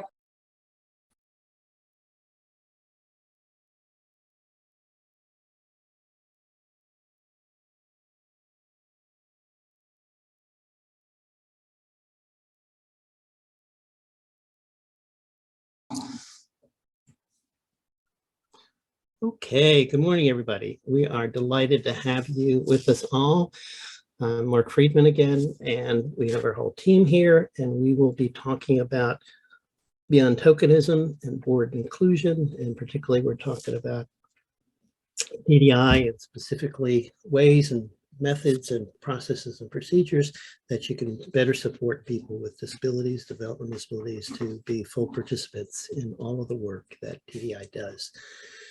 Our work came out of people serving on boards, but here we're really talking about several pieces. One is the different committees, tasks, work groups, and DDI itself, staff meetings. How can and what can DDI do to have people feel more included and be more included? And some of those are around leadership roles. Some of those are around, today we're talking for people in LEND. And so we're really talking about two things. One, some of the things that you can do individually, and two, some of the things that can do as an organization. So those are some of the pieces that we're talking about today. Sharon, I just wanted to have you do an introduction to say hello to everybody. Hi, everyone. Thank you so much for being part of this process. Really so grateful for your involvement, and excited today as we look at, get a little more concrete and identify some next steps for us as a LEND program. And again, thinking about how do we make sure our, this cohort and all cohorts going forward are truly inclusive, that we have leadership opportunities for you as individuals and as professionals in your roles. And then how do we make sure that we grow leadership in others and the people that we work with? So really, I see this as a starting point. I don't think, we'll have all the answers today, but we're beginning this journey. So you're pioneers, and I'm really grateful to have you here. Mike, Thank you, did Sharon. add anything? I meant to ask you that before if you had anything. No, you covered it. Thank you. Thanks. Thank you all. I appreciate that. And really what we are more focused today on leadership opportunities, because that was really, when we did the assessment, that was really what people talked about, was wanting to have more leadership opportunities. And as we talked about last week, the leadership opportunities come from really two arenas. One is, what you individually as a student, as part of the LEND program can do. We'll talk a little bit about the leadership development plans you'll have. But equally, in some ways more so, what the organization can do, what LEND, what DDI, what can do to more effectively serve people and help people. So I just want to do a little bit of review to remind everybody what we've come from. The closed caption, if you need that, is down at the bottom under, it actually says live transcript for anybody who needs that. Today, we're going to go over both parts that I just talked about, the individual leadership and organizational leadership. Our focus is on a work plan. We're going to bring that up and really work very specifically on some of the things you can do. Today is our last session with you. It's the fourth one that we've had, and we really appreciate people's commitment and intensity working with us. This is the whole team we have. It kind of takes a village. Everybody here today doing background stuff. A big piece we're talking about, of course, is empowerment. That's really kind of the mantra of so much that we do in disabilities, is how can we empower other people? But a part of that is how can we empower ourselves? What are the things we can do to be more effective leaders? And a big part of what we talked about last week was stepping up to the plate, not being the last person to speak, not being the person in the back of the room. That's a lot of what leadership, LEND teaches people, and is really a focus both to be doing for yourself. The other piece is that the hope for through leadership and through land that people will be and go as you do your careers on positions of significance.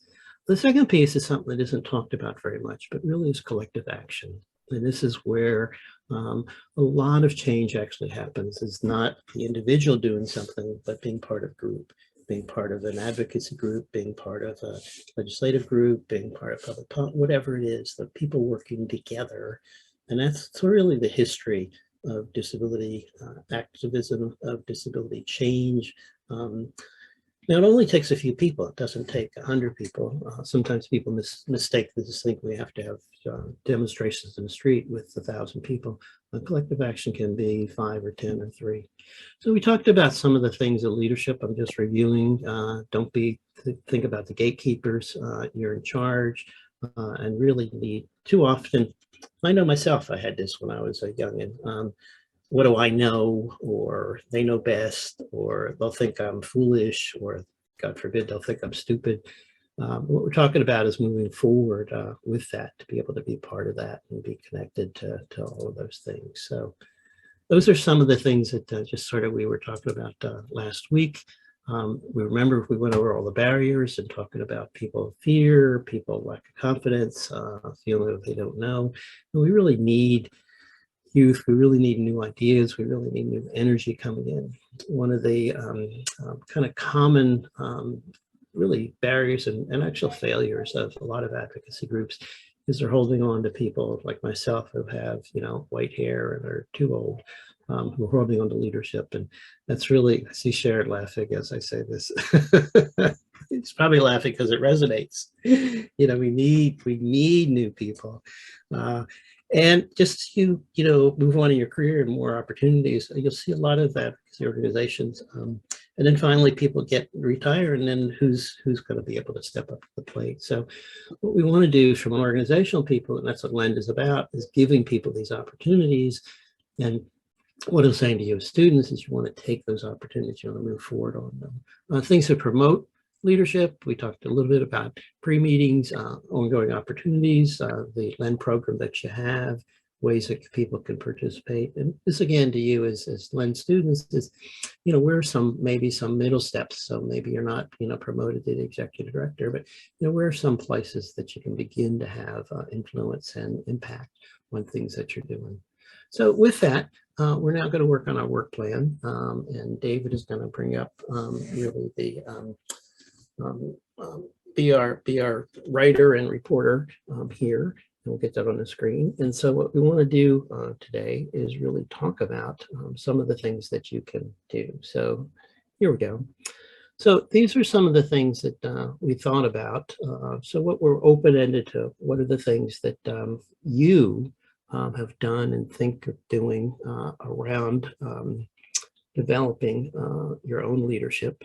And so really, we know that we have the development of the individual leadership plan. And what we're going to do is take some of the things that you've done. We're going to start, and we'll do with around Robin with people in LEND, is really thinking about what are the things that you've already put on your individual leadership plan. And then we'll come to some of the other things that people might do. And what we're after, this is the whole issue, big picture here, is sustainability, is next steps, is our whole point of doing all this is change. Our whole point, and DDI is really one of the best university centers in the country. I've worked with a number of them, and I speak not just to flatter you, but as a data point, as a reality check.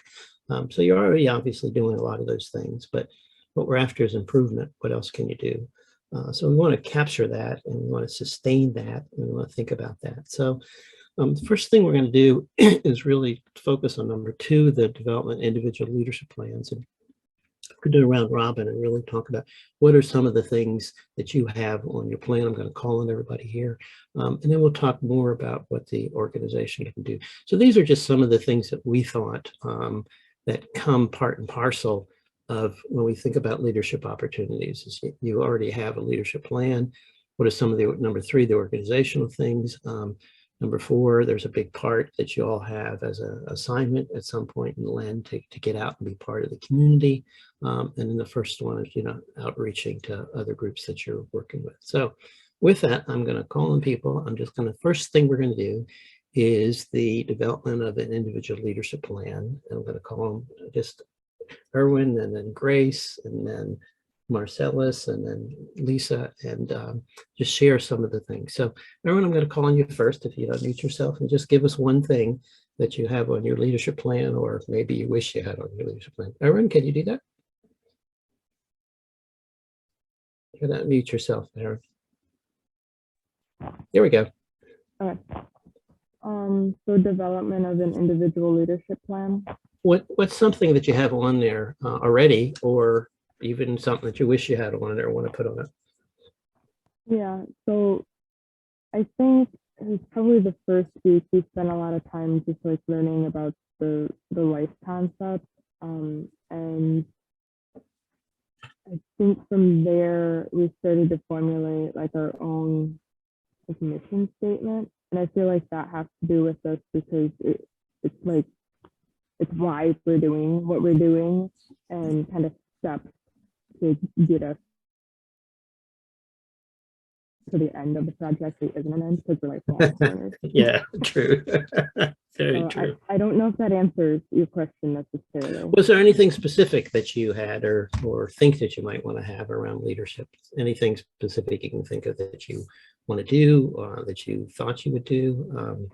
We're just trying to pull out any steps that you had, or if you haven't done it yet, things that you think you might do, anything that you think you might do to promote your own leadership. And I'm speaking to everybody here. Aaron, I appreciate you, your first step. It's a little hard though.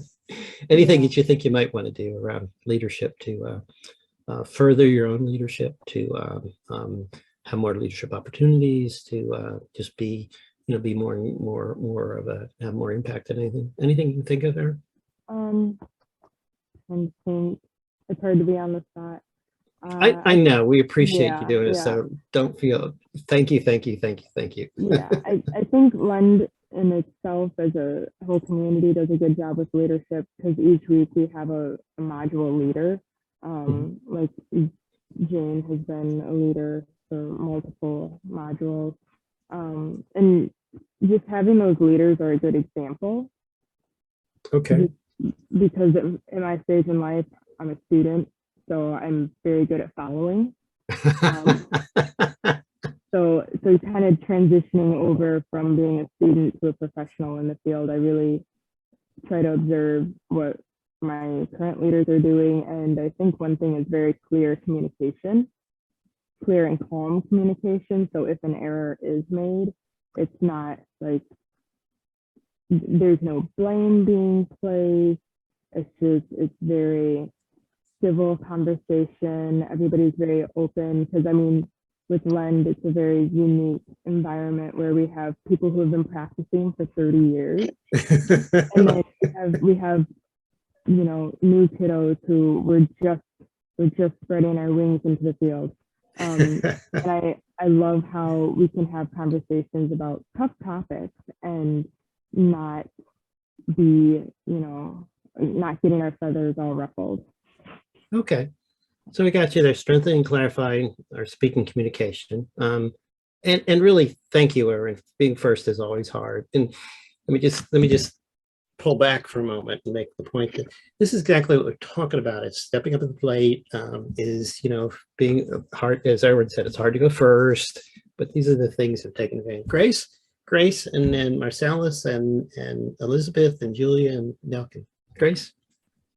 I would kind of fit with that less in Lend and more as like an overview of my own experiences and my plans for the future. Because right now I am a student getting my degree in speech therapy.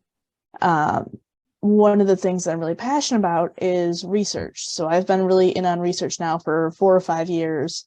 And creating accessible research is one of the things that I'm really passionate about. So actually one of my research projects works within people who stutter and like AI and Siri and all of that. So I have a little experience in it.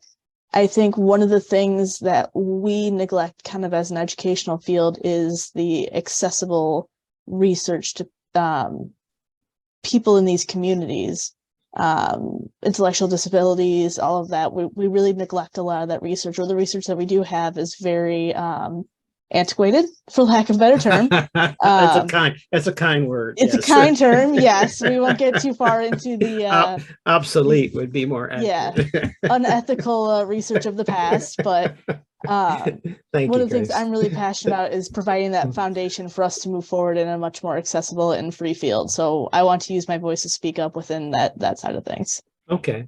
Mark, Julie writes in the chat, seeking out professional and community experiences outside my own discipline to better understand other professionals and community members' perspectives. We're going to come back to that, Anne. Hold on.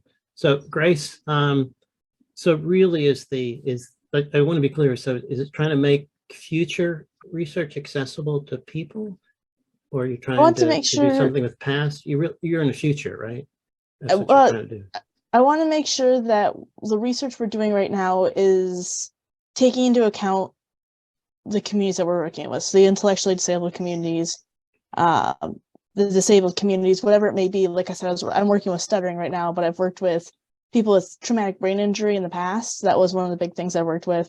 So creating ethical and reasonable research with these communities that were either neglected or had very unethical research performed in the past is a big passion of mine. So creating that foundation for us to build future work off of now through including these different communities in research.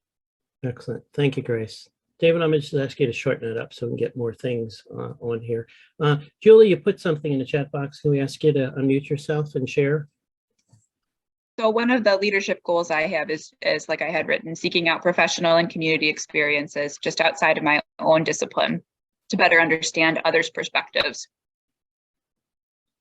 Can you speak a little more what your discipline is and who you're trying to just a little more, fill in a little more, Julie? Sure. So I'm in the medical field. So I'm a physician fellow in developmental and behavioral pediatrics.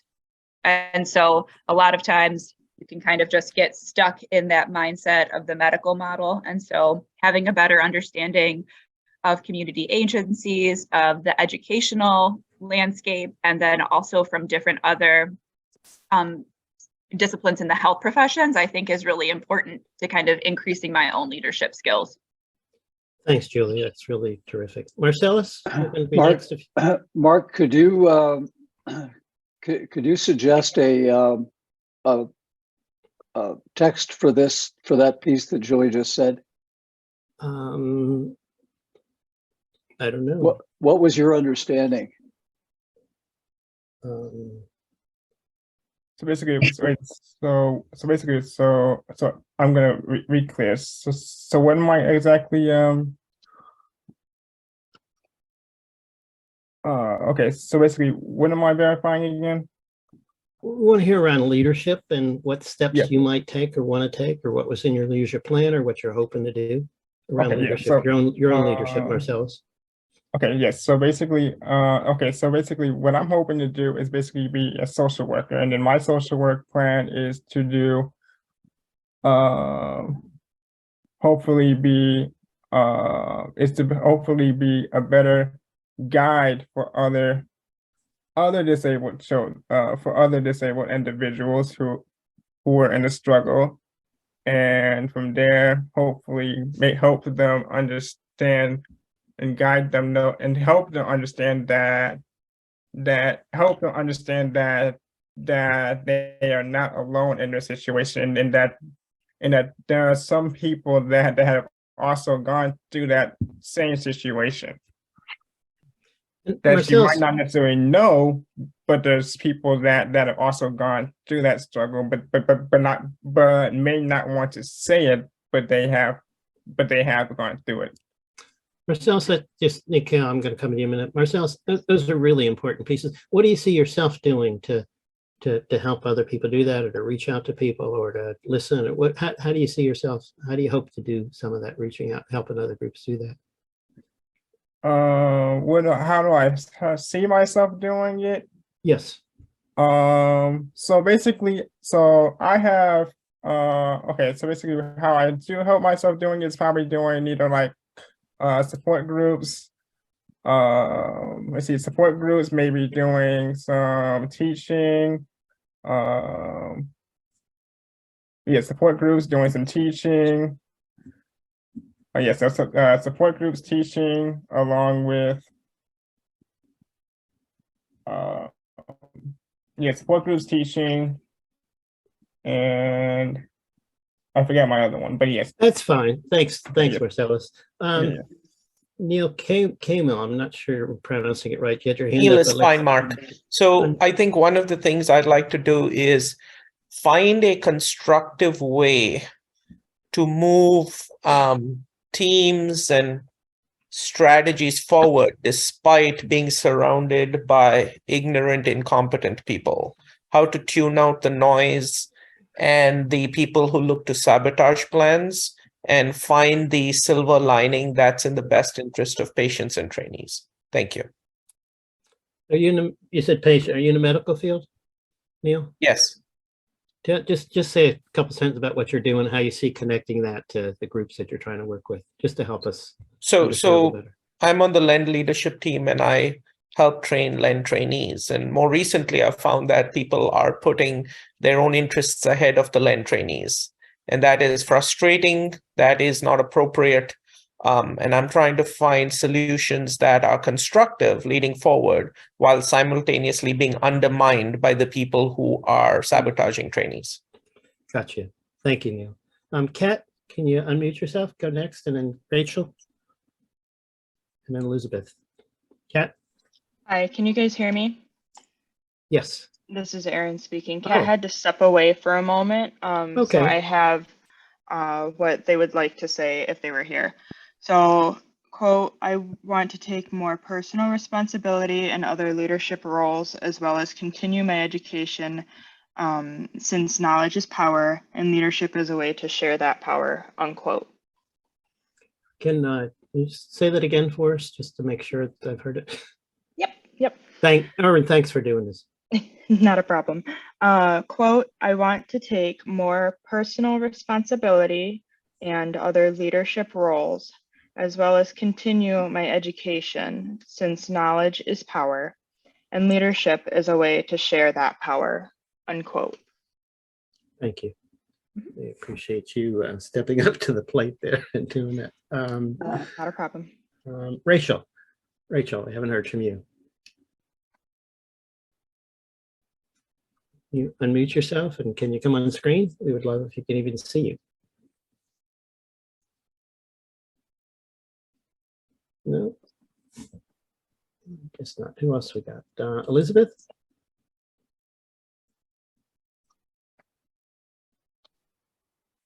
We're actually not hearing you, Elizabeth. You unmuted yourself, but we're not getting your microphone working somehow. Hello? There we go. Good. All right. Sorry.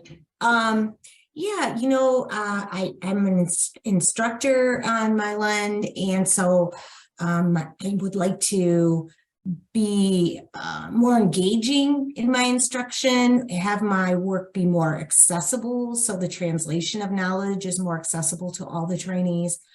And I think a leadership challenge is, finding educational opportunities as an instructor to make sure you stay current, to make sure that your work is accessible, and to, try to be more engaging in the way you present that knowledge to trainees. So that's kind of a goal for myself and the upcoming year as well. Thanks, Elizabeth. Those are really on target with what we're trying to get to. And Neil, thank you from that too. Lisa? Hi, everyone. Some of the things that I have been thinking about, and I really need to get this down on paper. First, I need to get a personal mission statement. I do not have that, and as a faculty and a mentor and part of the leadership team, that really I need to take that self-responsibility and do that. It's something that I'm on the list to do, not just tell others to do things, but do ourselves too. Yeah. So And also really seek out other mentors, even within the leadership team that can, you know, work with me or help me, you know, whether that is through talking to the team and peers within LEND to get that feedback. I really appreciate getting feedback because if I'm not doing a good job or if something I could do better, I would rather know than everyone saying, oh, you know, thinking in their head things that I could be doing that I'm not doing. So I really would like to seek out those mentors that can really help me, you know, with that feedback, whether it's through LEND or even with my job at the Family Center, where we can get feedback from others. I think I do accept constructive criticism really well, considering a lot of people I know that do not. So I think that is a plus. I definitely have plenty of weaknesses. So it's not a brag by any means, but I think that's a great thing to be able to help me develop to become a better leader. And also connecting with other organizations and individuals with disabilities to gain that better understanding of, you know, what it's like, for the person with a disability. I have a child with a disability, and I work with many people with disabilities. And I have ADHD, so I do have that kind of hidden disability, but people who know me well can see it, I'm sure.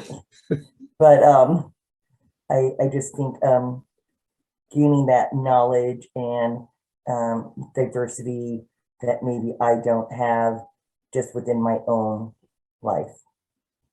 Thank you. And really important point you raised around, you know, reaching out to the community groups that, you know, you're working with and that the DDI works with. Janie, let's see on I think I have you here somewhere. Hi, everyone. So I think for me, as sort of my professional life has transitioned from being a practitioner to being mostly retired and mostly doing teaching, whether it's through my LEND or through the university system or writing chapters for books. I know this year I tried really hard to embrace writing in clear language and trying to think creatively about how to make, you know, what can be difficult content really accessible to everyone. And I think I made some progress on that, but I think I didn't get it all the way there. And so just, you know, thinking about different formats and, you know, getting away from the typical, you know, lecture style sort of way of presenting information to other formats that might be more accessible to a broader range of people. Thanks, and in Jamie. language that's understandable. That is really important. Just as an aside, just kind of stepping out of my facilitator, we have a project with one of the DD councils, actually in Pennsylvania, helping them think about those issues of what's called plain language. Do you have anything that you've been successful particularly at that you can share, Janine, of clear language or different methods you just talked about of presenting information around the lectures, or anything that you can just a little bit add to successes you've had in that, or things that have been path that you're headed on if you don't have the answers? Well, I think for the audiology content this time, it was better, and it was surely much more interactive. You know, I'm actually writing 2 chapters for a textbook right now and trying to think about, I mean, it's geared towards graduate students, but still trying to think about how to write things in a way that are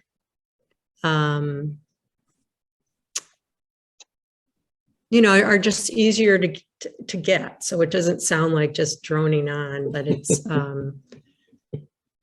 you know, I found myself when I was teaching a lot to be pretty good at pulling analogies in from my clinical work to help students who were struggling with a hard concept. And so I think figuring out how to do that in writing is a little bit different, because you don't have I like feeding off of the feedback that I'm getting from students in real time. And so when you're thinking about writing, it's harder to do that. But I think that's going to be my next challenge, is to figure out a way to write less like a textbook and more like, not a conversation exactly, but sort of. Thanks, Jenny.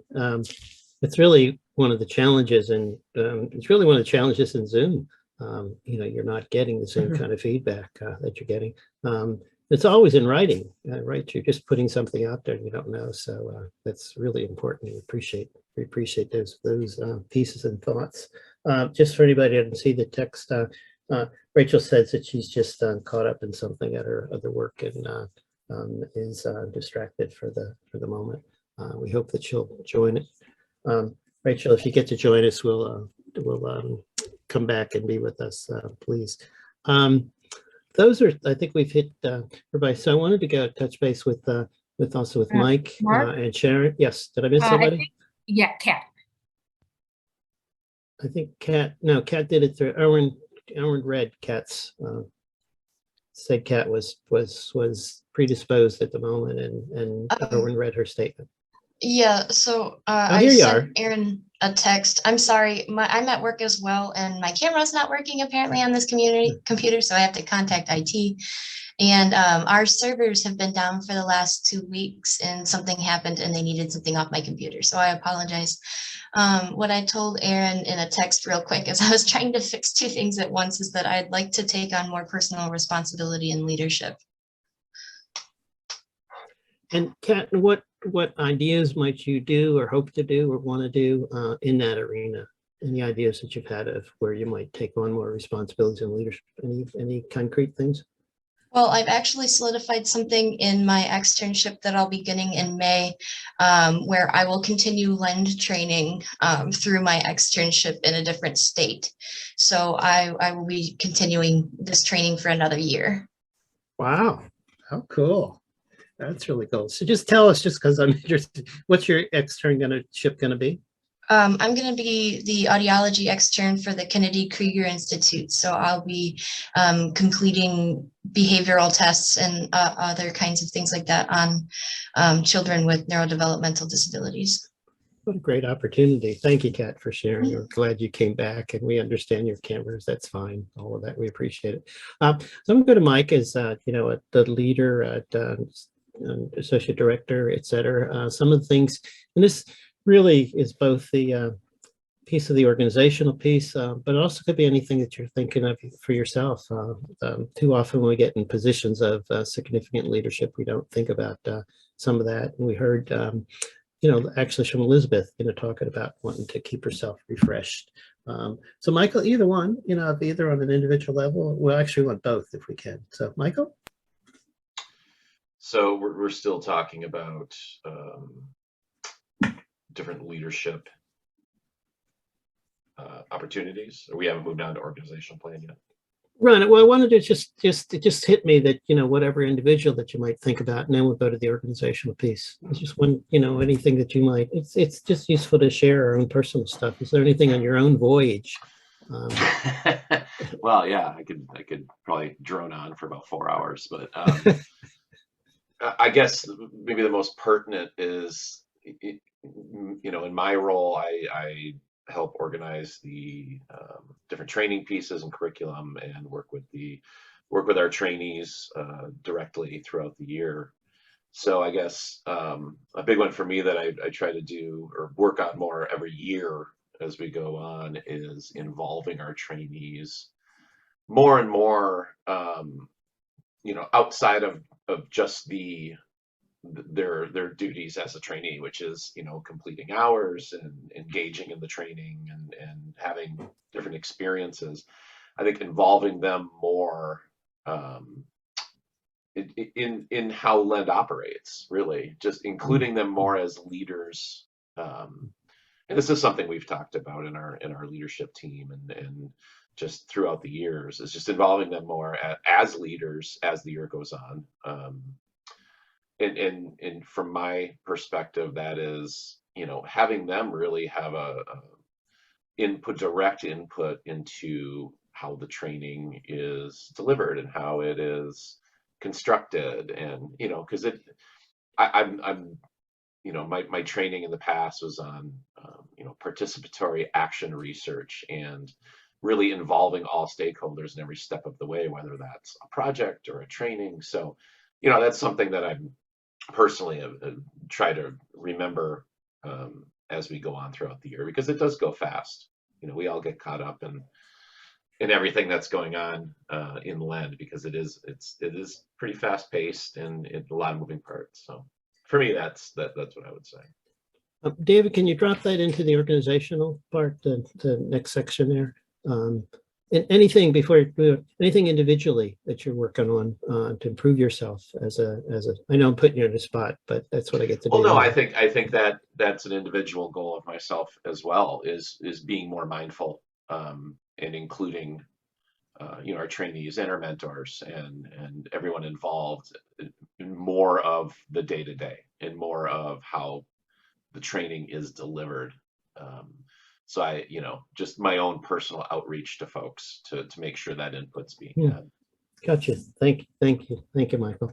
Sharon, anything individually? I know you're executive director and people don't maybe think about that, but I think if you share that really does kind of help people see we all have these pieces to do. Yeah, thanks. And thanks everybody for your responses, really helpful. I think one of the things that struck me last week, and maybe it was in the breakout rooms, was this idea of sort of being in your comfort zone and pushing yourself out of your comfort zone. So we want to create that feeling of comfort so there's belonging and you can grow, but then how do you push out of that comfort zone? And I think that's something that I find challenging, and I'd like to kind of model that better, to practice it and model it more, and even just be open about talking about that. I think I mentioned at our first session, I'm an introvert, so even doing what I'm doing now is pushes me out of my comfort.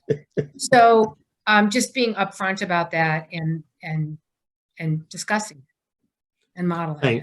Thanks, Sharon.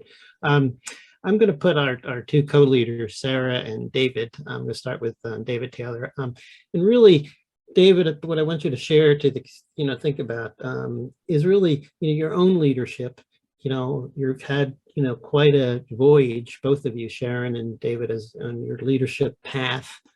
People with disabilities, don't often have the opportunities that you've taken advantage of. But can you share, David, anything that you're hoping to improve around your own leadership as you go forward, that just share with the group to kind of help people think about some of the experiences that you've had? David, can you unmute yourself and just share anything that you're hoping to do around leadership? Well, this.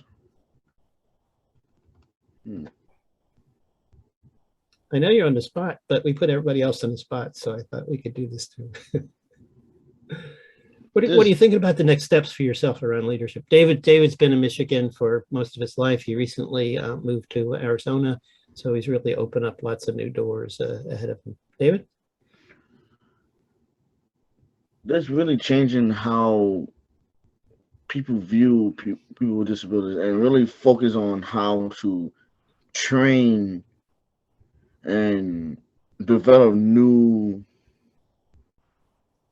systems, like really changing how things are looked at more, and really focus on how to be more kind to people. Really, I look at certain things I want to do is to change how the structures and how a lot of these systems are, just because they might and sometimes people forget that just because things are in place doesn't mean that they work for a lot of us. So I feel sometimes, me being who I am and being a leader, I feel like that I can help change and really focus on how to make things more easy, but also to to help train others to become leaders. I think for me is because I don't mind doing this for years, but I think for me, I want to sit back one day and just see the work that I help create and help others create change the world for the better, and really see other advocates step up and really focus on how we can evolve and change how things look for people for other people with disabilities in the future. Thanks, David. Sarah, we're going to put you on the spot here if you unmute yourself. And it's really the same question of, you've had What a long am I voice. answering to? It's around leadership, of what you hope to do more around leadership, to be a better leader, to do more leading, to talk to people more, whatever it is. You've had a long voyage around leadership. People recognize you as a really talented advocate. So what are you hoping to do around leadership to do more of? Sarah, can you share with us? I'm hoping to change the world for the better for people with disabilities, so we don't have to be in the same rut.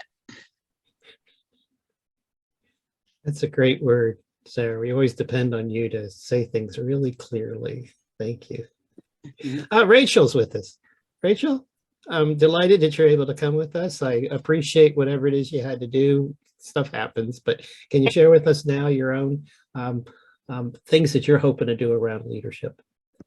Yeah, I think I really want to fine tune my mission statement that I started earlier this year, and then prioritize, like be intentional about prioritizing things that align with that, and also saying no to things that do not, because I think in leadership, sometimes we tend to say yes to a lot of things because you just feel like, oh, this is good, but I just want to make sure that, we don't have that much time. So I want to make sure that I really focus on those things that are the most important. Thanks, Rachel. Let me keep you on the spot here for give me one or two things that you think are most important that for you that you're hoping to work on or do more of. Well, like I want to increase my knowledge around disability and like specific strategies to help parents and children. And then I want to sort of be like a beacon here. Like I live and there's not a lot of resources and it can feel very hopeless at times. So I just want to be that like kind of ray of light that we didn't have when we started this journey. And I hope that I can help somebody else along the way. Thanks, Rachel. Appreciate that. Sharon, I'm going to come back to you as around the organizational stuff. Michael really talked about both his individual, but also really was organizational as a goal to include people with more in the training and hear their voices and have them be part more of the leadership decision making that go into that. So I want to come back to you, Sharon. You shared wonderfully your individual piece, but what as an organization have you thought of? Can you think about? Might you speak to going forward? Yeah, sure. Thank you. One thing I just, I was struck by, a couple of you mentioned your personal mission statements. So I guess one of the questions I have, so when we do the personal mission statement, it's not a mandatory activity. It's something that sort of strongly encouraged, and I find it very helpful. Hope it's helpful to others. I guess I'm wondering, should we be doing more with personal mission statements? Should it be, required? Do we integrate it more throughout the program? And I see hands up, so I guess Erin. Yeah, so I have kind of had a personal mission statement for myself since middle school. Just like, what do I want to do with my life, that kind of thing. So I think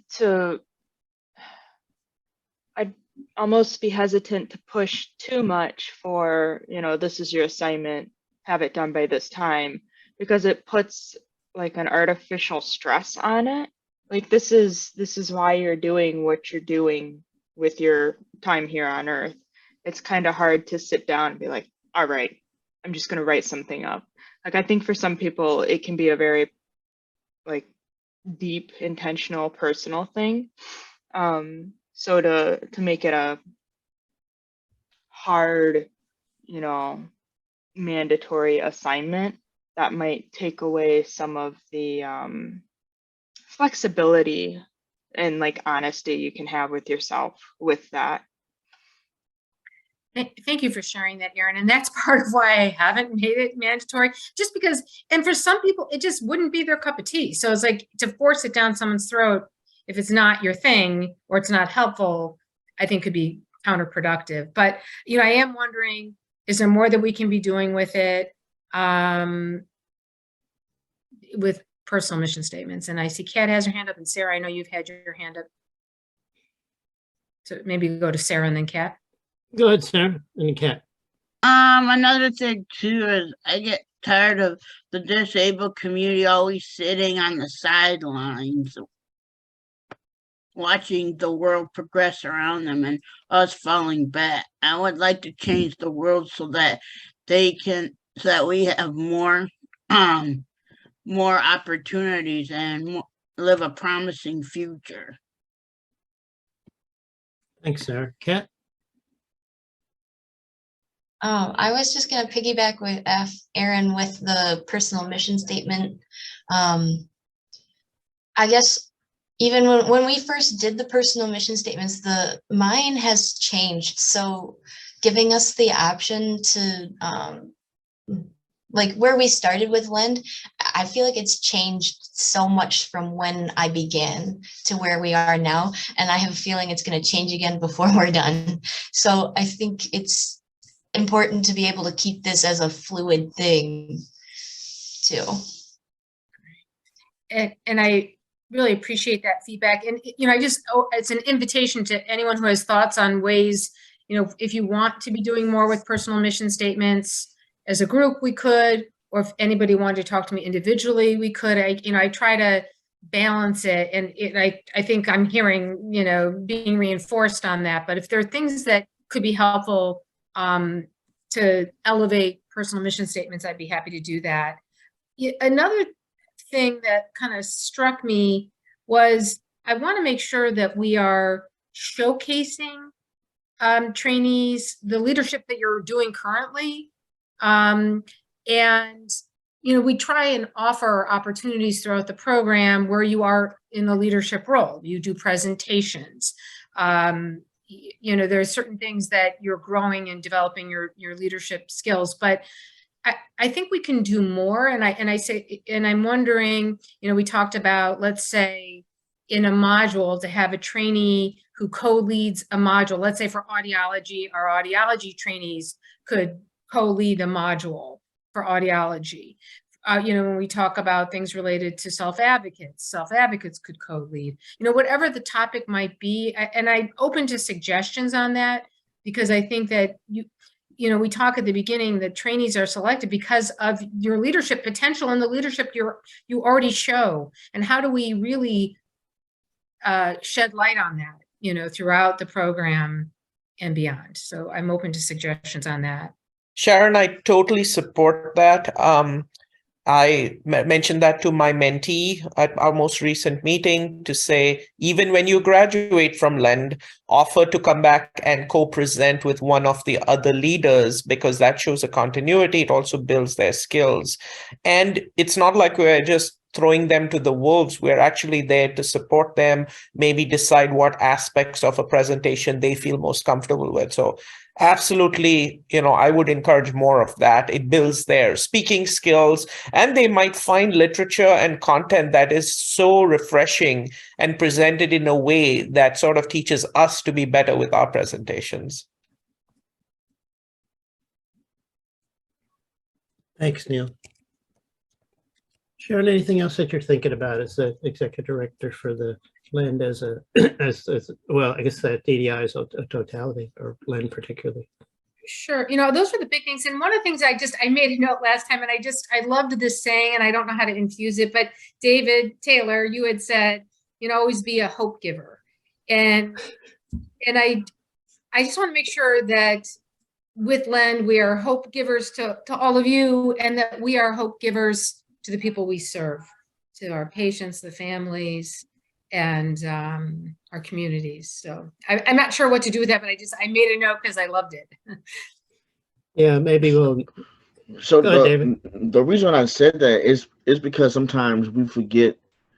I think being in this type of field and also just general, I think we forget sometimes that our natural instincts are to be hope givers, but sometimes we forget to just to be kind to people. I think a lot of times, and I think sometimes we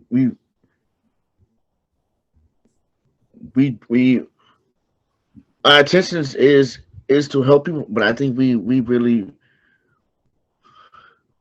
how can I say the word? We are it's mostly as in, and the reason I say that is because I being around this field and growing up in this field, I have seen a lot of like hope stealing a lot of times, and just being involved in like being a hope giver just really helped, and like just having like to really help others. I think that's what changes that structure, and I think being a part of DDI and really being involved in it, you can see people having that hope in them, and a lot of times that I think we do it naturally. It's a natural instinct. I think a lot of times when you be a part of when you're a part of a community like this, and I seen and that's one of the reasons I said it, because I see it when I do work with you guys, and outside of it, just having conversations with you guys, having conversations like with you, Sharon, and Angela, and Mike, and other people, you see it naturally. So I think a lot of times, and I think sometimes we don't say certain things to each other just to appreciate others of them being hope givers and really just being general good people around. So that's one of the reasons why I said that, just because I want people just to know that it's okay to be a hope giver and to really just to be out of your comfort zone. I learned that to step outside of my comfort zone and really just being genuinely a person that who wants to change everything. Yeah. Thanks, Yeah. David. That's And real. Go ahead, Sharon. I'm sorry. Yeah, no, I'm so glad you said that, David. And I think that it helps solidify in my mind, as leaders, the importance of we talk about characteristics of a good leader, and being kind is extremely important. And, it's hard, I don't know if you train to be kind, but I mean, it's sort of tapping that aspect of you. And there's something about being a hope giver, and it goes, back to the slide, Mark, that you showed earlier about empowering. Like when you give people hope, that is a major way of empowering people. So it's sort of that marriage of empowering and kindness, how critical those are to being a good leader. And maybe this is just an opportunity for me to think more about how we infuse that in our leadership training, because I think they're so fundamental to being good leaders. So thank you. I want to speak to that for a moment, sort of in the bigger picture, from an organizing issue of how you organize change and advocacy. We know that people need hope in order to move forward, in order to overcome their fear. And one of the things that the oppressors, a kind of a harsh word, do is to take away that hope. You will hear, and I'm sure you've heard endlessly, and you hear people, and we didn't make that change. Nobody forced us to do it. They'll kind of undermine. You see this internationally, trying to have a revolution in Egypt and overcome the military. In Peru, we're seeing now, and Bolivia. It's when people when people get hope that they're willing to move forward. And at the same time, the point I make is that the oppressors and government and military are always sort of trying to take that hope away from you. So one of the things as a leader, in order to help other people embrace change, is you do have to help be a hope giver. And David, that's one of the clearest language of that I've ever heard. I think that's why we all appreciate hearing always be a hope giver, be a hope giver. And so one of the things in terms of leadership, we know this from the research, we know it's the only time when people are so beaten down, be it in a political movement, or be it families, or be it people with disabilities, when people don't have hope, they don't try, they don't engage, what's the point? So it's only when people have hope that there's some possibility of making change here that people will move forward. And so one of the things I think David has put on the table so clearly is that one of the functions of a leader is that you have to give hope. You have to show a future, a possible future, a possible change. It's one of the reasons why, in another sense, there's sort of pockets of excellence or demonstration projects, or so much of the USIDs around the country will have examples, grants of something they can point to. Here's a new, you're doing it yourself. Here's a new project, a way we're involving families or technology or employment, whatever it is, so that people can point to it and get a vision. So families can say, wow, my son or daughter doesn't have to be in a shelter workshop, or newest, wow, my son or daughter could go to college. You know, it's kind of mind-boggling. So giving a hope is really a critical piece that leaders have. With that, we're going to wind ourselves up. Anybody want to add anything at all for the good of our session? I'll stop for a moment. Any questions, anything anybody wants to put on the table with us? Okay, let me just kind of summarize a few things.